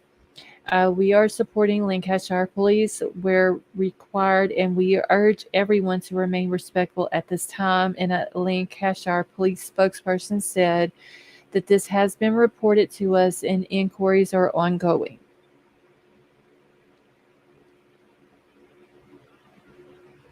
Okay, so that's just like the mounted patrol. So it says earlier, a senior detective told Sky News that the investigators should shift their messaging to the public and have an open mind during their search for Miss Bully, a former senior detective told Sky News. And I did hear about that too, that they were being told that they should say things differently to the public. Underwater teams have scoured the river while others have asked for dash cam and other footage to be turned over in the hunt for Miss Bully, and people have also turned up in the village to join the search, with the dispersal order put into place after some risked their safety by looking in derelict and abandoned buildings. I'm having bad stomach hurting. All right.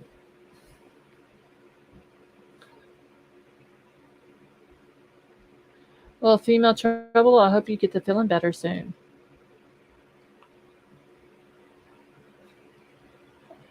Okay, let's see again.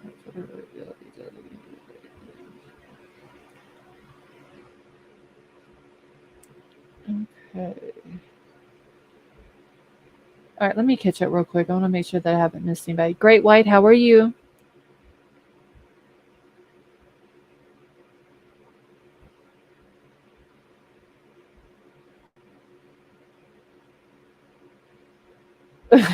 I'm a hood lady. Oh, good lady. Female trouble, you're very welcome. Okay, y'all. Let me get back into my email. Hopefully, though, something will come up and they will be able to find her soon. Whether she is no longer with us, like the family, if she's not with us anymore, uh, like the family,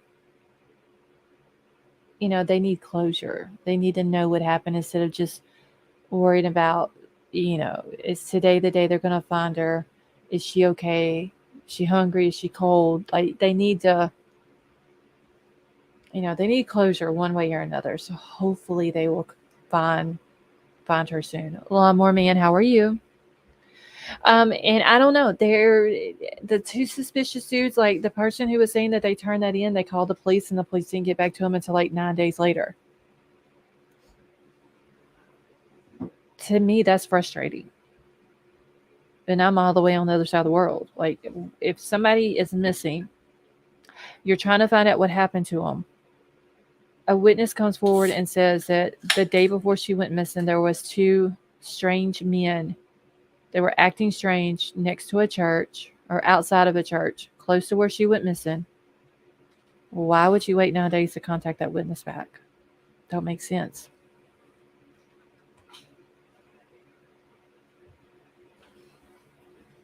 Okay. So hopefully, and there was something else that was brought up about a red van that was parked not far from where she went into the gate and everything at. And they're saying that the van seemed like it could have been maybe somebody doing like the van life thing, living in the van or whatever. But they said that the red van was very suspicious too. All right, let me see if I got anything else on Nicola. I've been trying to keep up with the updates on all this.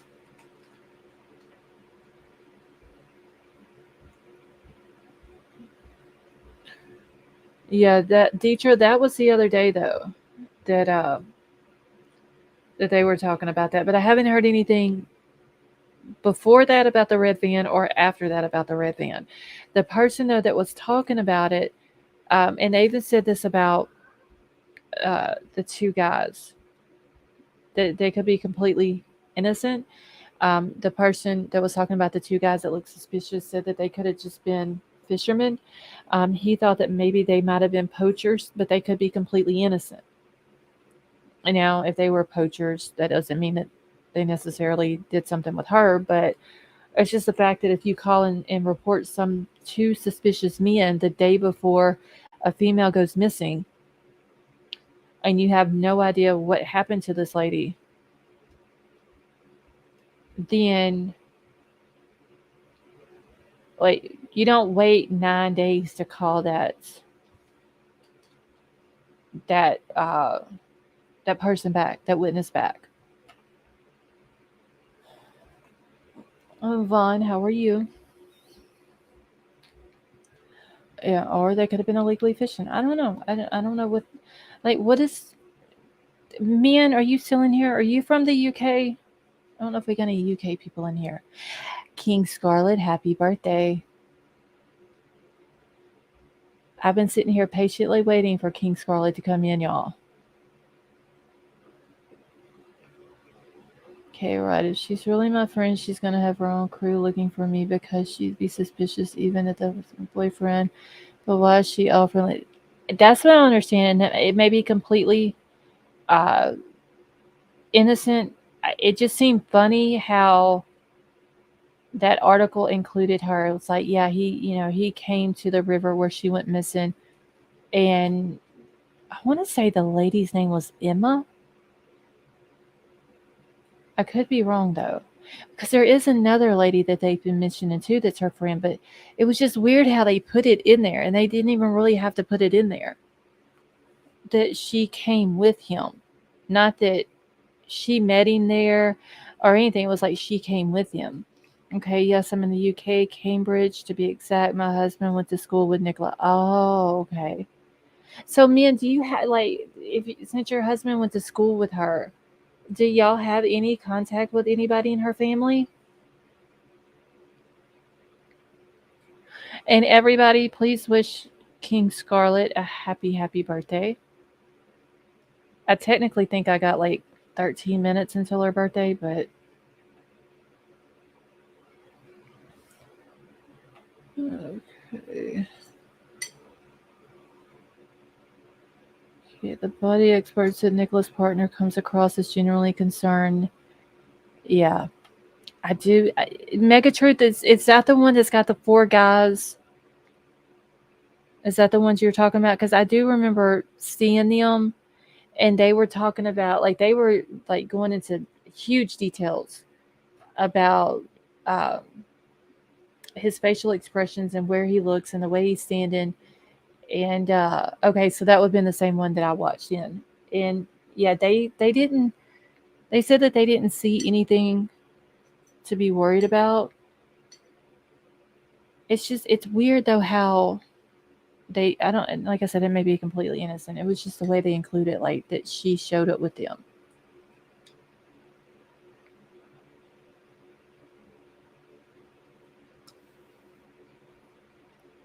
All right.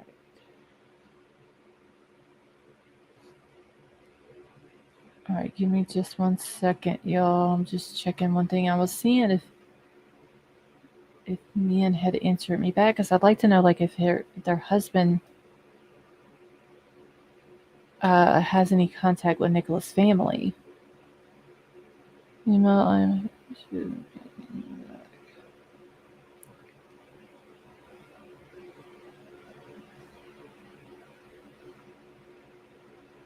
Yeah, if they would like to come on panel, they're more than welcome to. I just threw the link out there if they want to come up. Miss Amir, is it Anna or is it Emma? I want to say that the article that I'm talking about, where it's talking about Paul had went back out to the river, that her friend Emma, but I could be wrong. I'll have to see if I can go back and find it. I just thought it was, I don't know.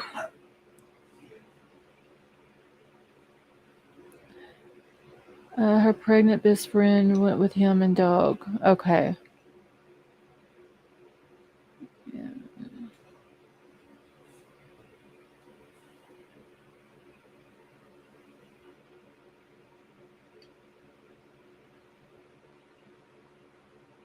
1 second.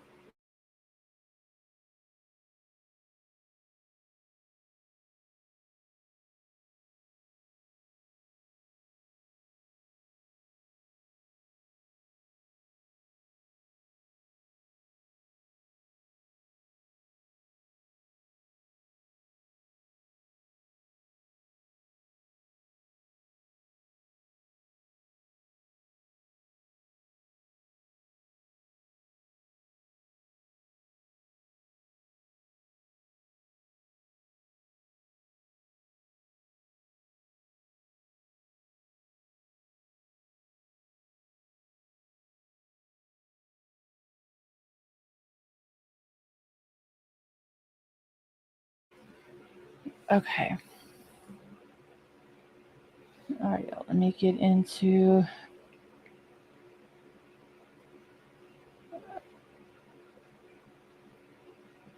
Okay, that was nasty.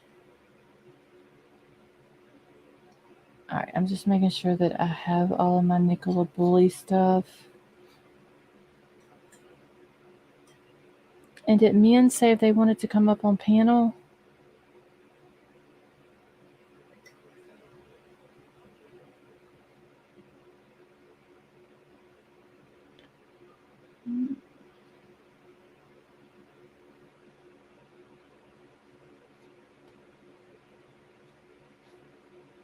See you too. How are you?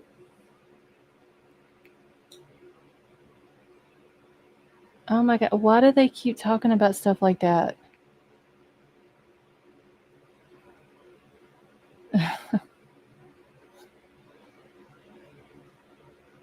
That's crazy. I think I heard somewhere that Nicholas Sis moved in. Yeah, Miss Amir, I heard that too, that she was helping with the kids.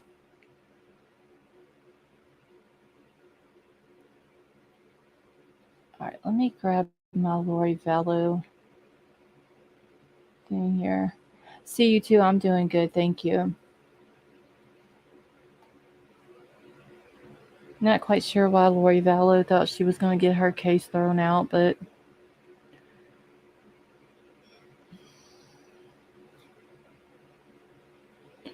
I think it may be an ulcer. So I'm blamed. I have no clue. It makes me nauseous. Try and it's painful. Well, teacher, if you think you have an ulcer, seriously, you need to go to the doctor.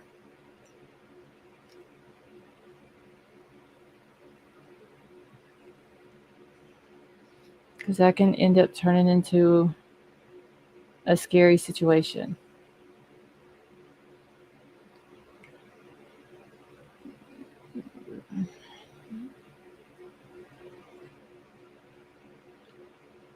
Oh, just Ann. Yes, that from the very beginning, that case has been crazy. I don't. I don't think there's anything that's been normal about Lori Vallow's case. Being a male can be tough. Sometimes girl needed her mom friend. Okay, let me catch up real quick. Let's see. I have a follow up on February 27th, but trying to get sooner appointment.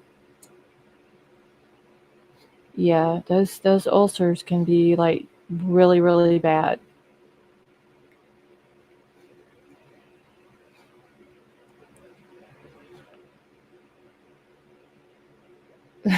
King Scarlet.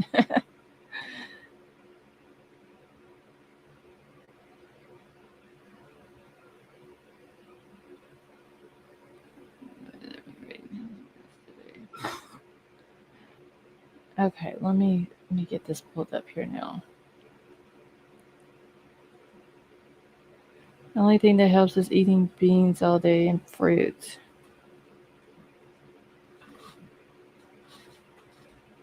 Okay, so it says that the Idaho judge denies Lori Vallow's motion to dismiss, and she sets a murder trial for 3 years after her arrest. I still don't know why she thinks she was going to get this thing dismissed. She's literally trying everything that she can to get out of this.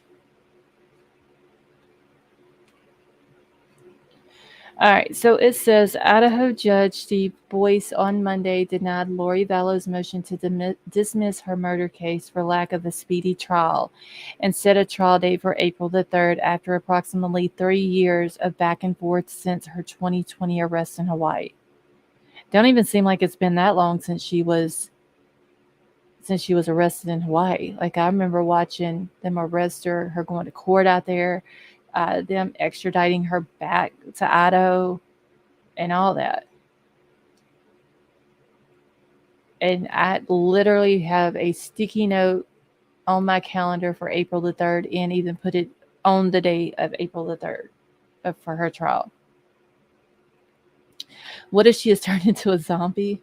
I don't know. She'll probably come out and try to say the judge is a zombie, and before it's over with, she'll probably say Chad is one too. So it says that Vallow has spent more than 1,000 days in jail as she awaits her joint murder trial with husband Chad Daybell, which was initially set for 2021, but has been delayed due to her competency examinations and an exceptionally voluminous collection of evidence, among other factors. I can't imagine the evidence that they have in this case. Just with all of the deceased people. Because we're not just looking at Tylee and JJ. We're looking at Tammy Daybell. We're looking at Alex, her brother. I'm pretty sure, like she's got a case coming up with her ex-husband, Charles Vallow. Like all of these different things are going to come up. CU2, they said that there was several times that it was said that Lori would say that her kids were zombies, or there was like this darkness and this lightness, and Chad had numbers for these people, and it's just who knows. Like the lady she's delusional, honestly. She literally thought that her kids were zombies. Scarlett, are you warming up them pipes? No, Tad, I don't sing. I did wish her a happy birthday though. As soon as I seen her hit the chat, I told her. And what's going to be sad is like whenever all this goes to trial, every little detail is going to come out, like more than what the other trial. I forgot what it was, where they were entering the evidence and all that for Chad's trial. And Larry and Kay Woodcock, which is JJ's grandparents, were sitting behind him, and the man couldn't hold it together. It was so sad. Her ex-husband was better looking than Chad. Exactly, Simple Butterfly. But remember, she told him, she told Charles Vallow before they killed him, that he was no longer Charles Vallow, that he was another guy named Mick Schneider. And Charles went to the police, and he tried to have her admitted on a psyche, to have a psyche eval done, and told them that something wasn't right with her. And these police didn't believe him, and he told them he was worried about his kids. He wasn't just talking about JJ, he was talking about Tylee too, that he was worried about them. And they ended up getting into the house in Arizona and all that, and she done moved out and took all the stuff, and I bet you now the police that he went to that night and even went and talked to at the police department, I bet you they wish now that they would have listened to that man, because he would still be alive. And I can't believe that Alex killed this dude, claimed self-defense, and then got away with it.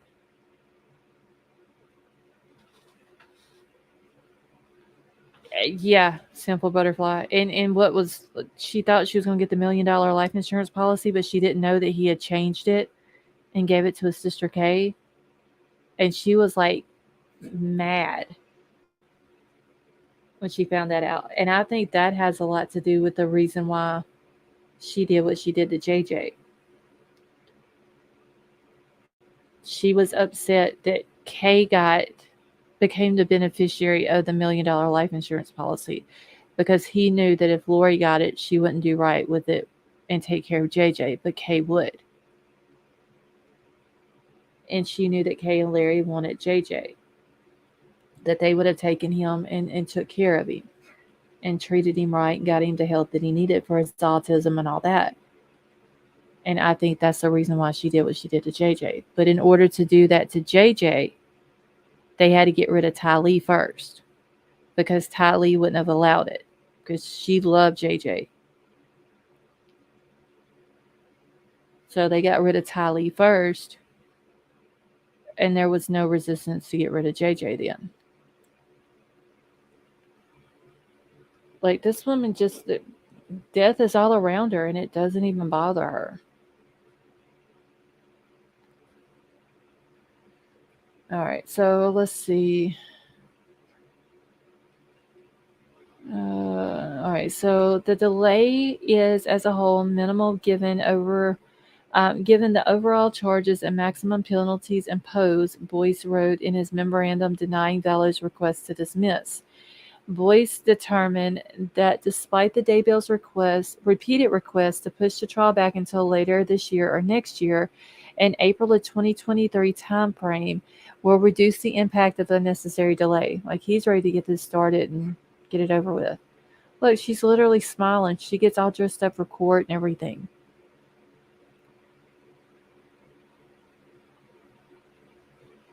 It's crazy. So it says Vallo's attorneys are arguing that the court has deprived the murder suspect of her right to a speedy trial, but Boyce said Idaho law has an exception for cases in which a defendant's trial is postponed by their own application. Vallo's attorneys wanted her to undergo a competency evaluation before a Fremont County grand jury issued an indictment against her in 2021. The court found that Vallow was not competent to stand trial, and she spent months in the hospital undergoing treatment. She was in there for like 9 or 10 months.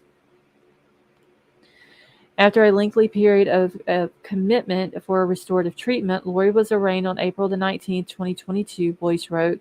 She underwent a second competency evaluation then, and at which point she was deemed competent to stand trial.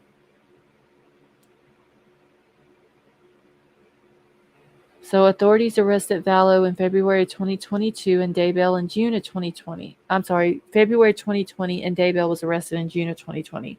He was actually arrested the day they found JJ and Tylee on his property.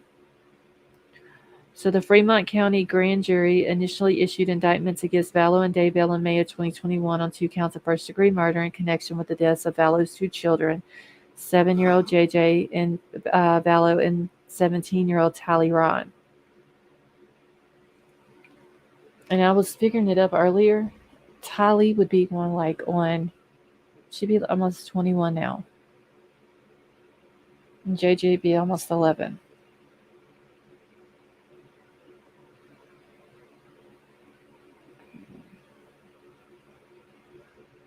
All right, 1 second, y'all. Search for authorization. Wait, little baby. I think I showed these before.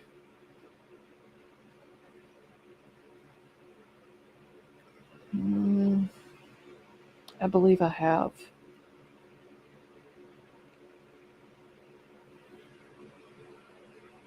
I think those were showed not long after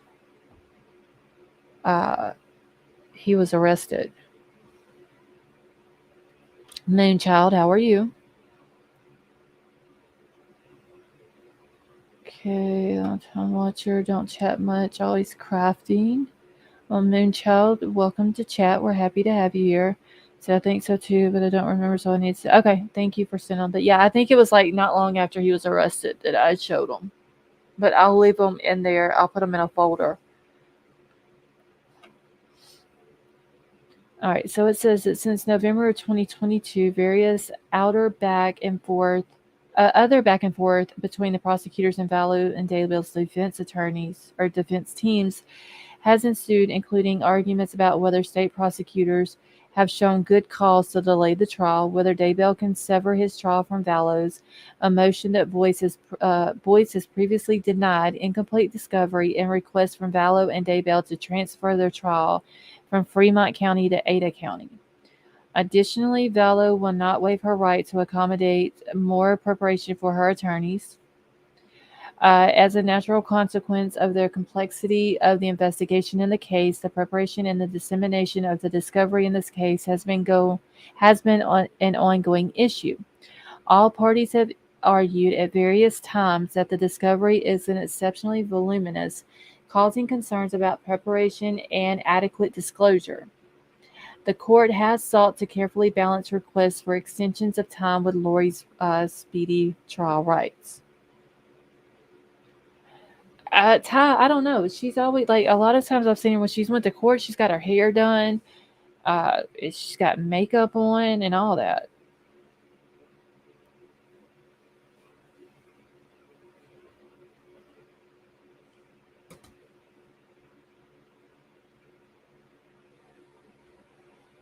All right, so then it says, see, meanwhile, Daybell's defense filed another motion to sever his case from his wife's on Monday. Like, he is wanting his case separate from hers.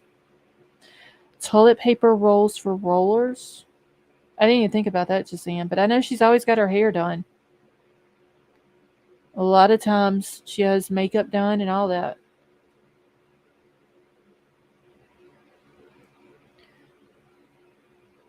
So there is JJ and Tali. It's a whole sad situation, though, y'all. All right, and this, I think, is just basically a recap. The children were missing for several months when police say the couple lied about the children's whereabouts, and then they slipped away to Hawaii. Like, these kids had went missing. Chad, well, both of them, knew that people were going to be looking for them and where they were at. And they just go to Hawaii and get married.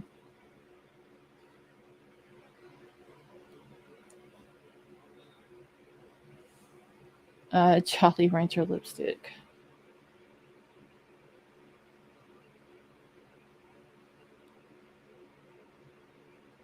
Wait 1 second, y'all.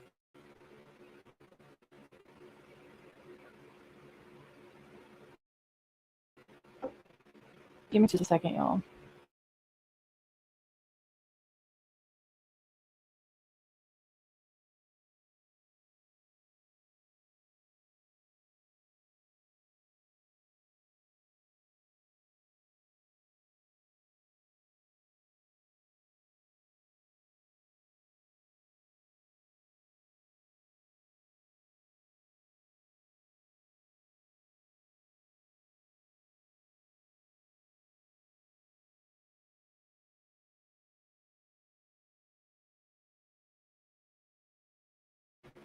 Okay. See, I I never followed the Suzanne Morphew case, so I don't know if there's anything new on that one or not. All right, let me see on this real quick. See, no one likes those who hurt children, not even other inmates. Exactly. It's hard to believe, though, like I said, that they've been in there for almost 3 years now. Pencil used for eyeliner, pencil, LED, water mix, can put a toothbrushes, mascara, colored bubblegum or candy for lipstick. Oh, wow. So they get very creative in there with, using stuff for makeup and all that. Was there anything new on the murdered Massachusetts mother? See, you two, you're talking about on the Walsh case? Is that the one you're talking about?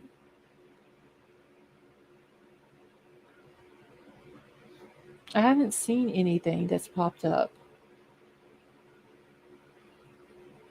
Wait, Lori will probably start some prison cult declaring herself their leader. It wouldn't surprise me, honestly.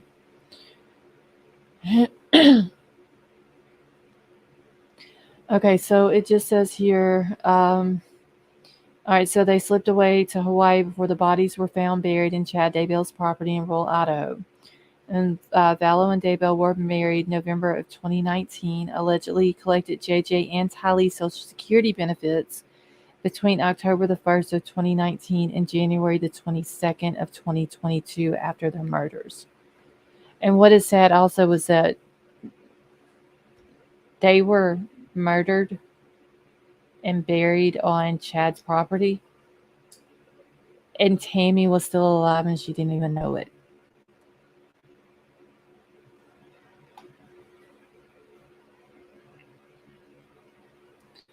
All right, so let me just see here real quick. She's very crazy, CU2. Very crazy. And her friend Melanie Gibbs, she's crazy too. Okay, so it says the couple was indicted in late May of 2021 on multiple counts, each of conspiracy to commit first-degree murder and grand theft by deception, first-degree murder, and conspiracy to commit first-degree murder in relation to the deaths of Tylee and JJ and Chad's ex-wife. Then officials announced at the time in June they also indicted Vallow in the July 2019 murder of her ex-husband, Charles.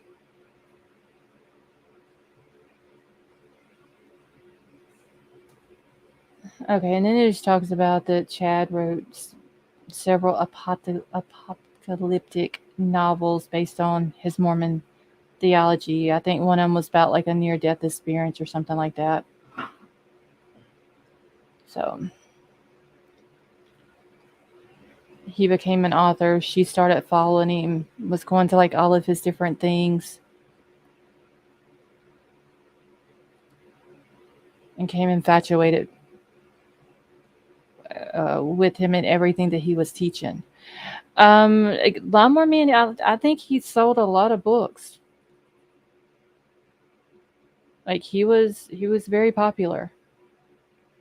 The Vallow case sad, weird, like how many people she brought into her delusional bad relationship with her and her brother scene. Yeah, the relationship between her and Alex was really weird. But what was weird about him was like, okay, so they exhumed Chad's first wife Tammy's remains, right? The day after they did that, then her brother passes away, Lori's brother.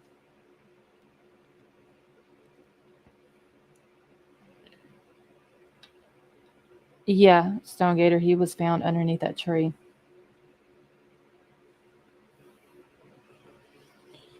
And they said that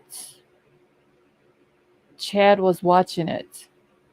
And whenever they found JJ, that's when he tried to run and they caught him and arrested him.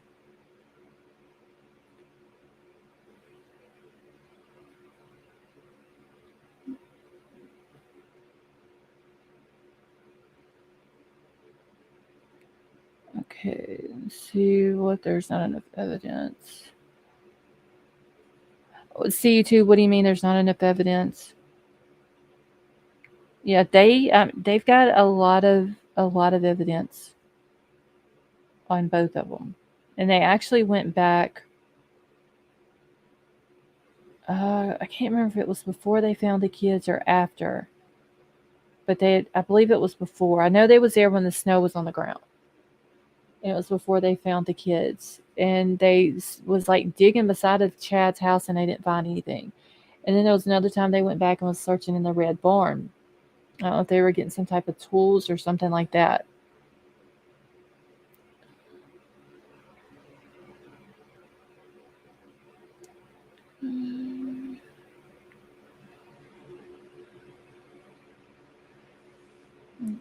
But this whole case is just, it's crazy, and I think they're going for the death penalty on both of them too. So that's like, even though the court or the trial for Chad and Lori is going to be as one, it's still, if you take them two and then Bryan Kohberger, that's like 3 death penalty trials going on in the state of Idaho within just a short period of time from each other.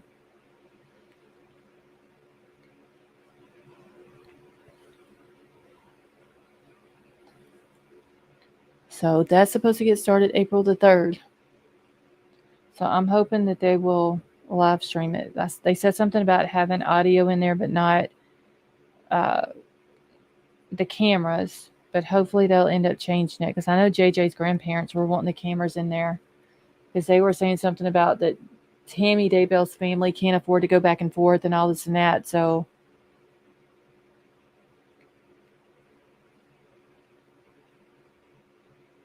let's see. Yeah, see too. It's in Chad and Lori's is in Idaho also, just southeast of where Moscow is.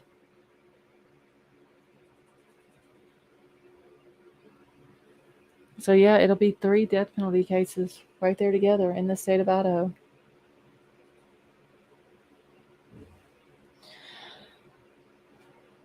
Let's see, what's the kid who was accused of killing his parents? I think his trial starts soon too. The one that's accused of killing his parents?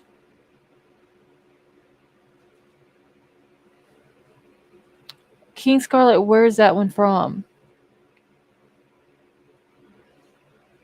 Okay, well, if their trial's in Boise, then they moved BK to Boise. I mean, it could be possible that they're going to have they would have all of them in Boise and just,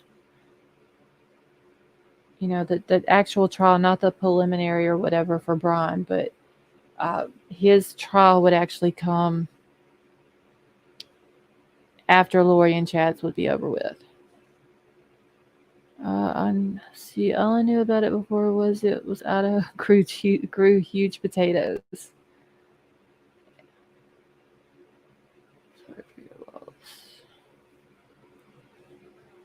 I don't know. Idaho's got some crazy stuff going on up there too. The Dylan Rounds, he's not very far from Idaho either, is he?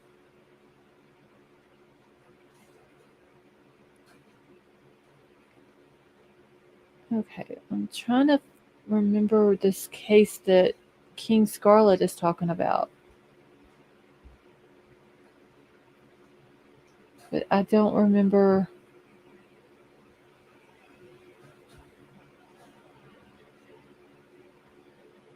I don't remember a kid who was on trial for murdering their parents, so.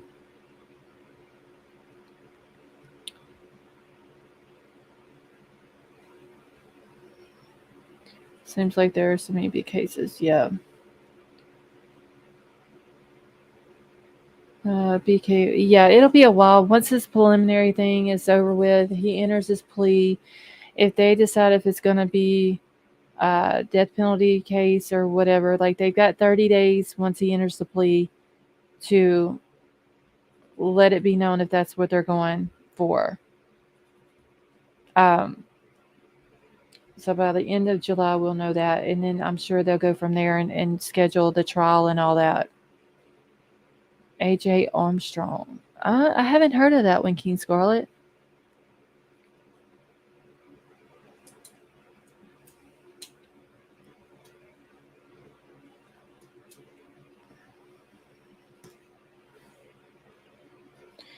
All right, y'all. I think I'm about to get out of here for tonight.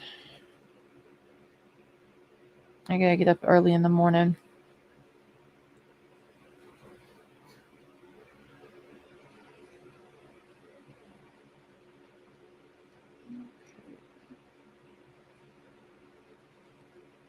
Stone Gator, you have a good night.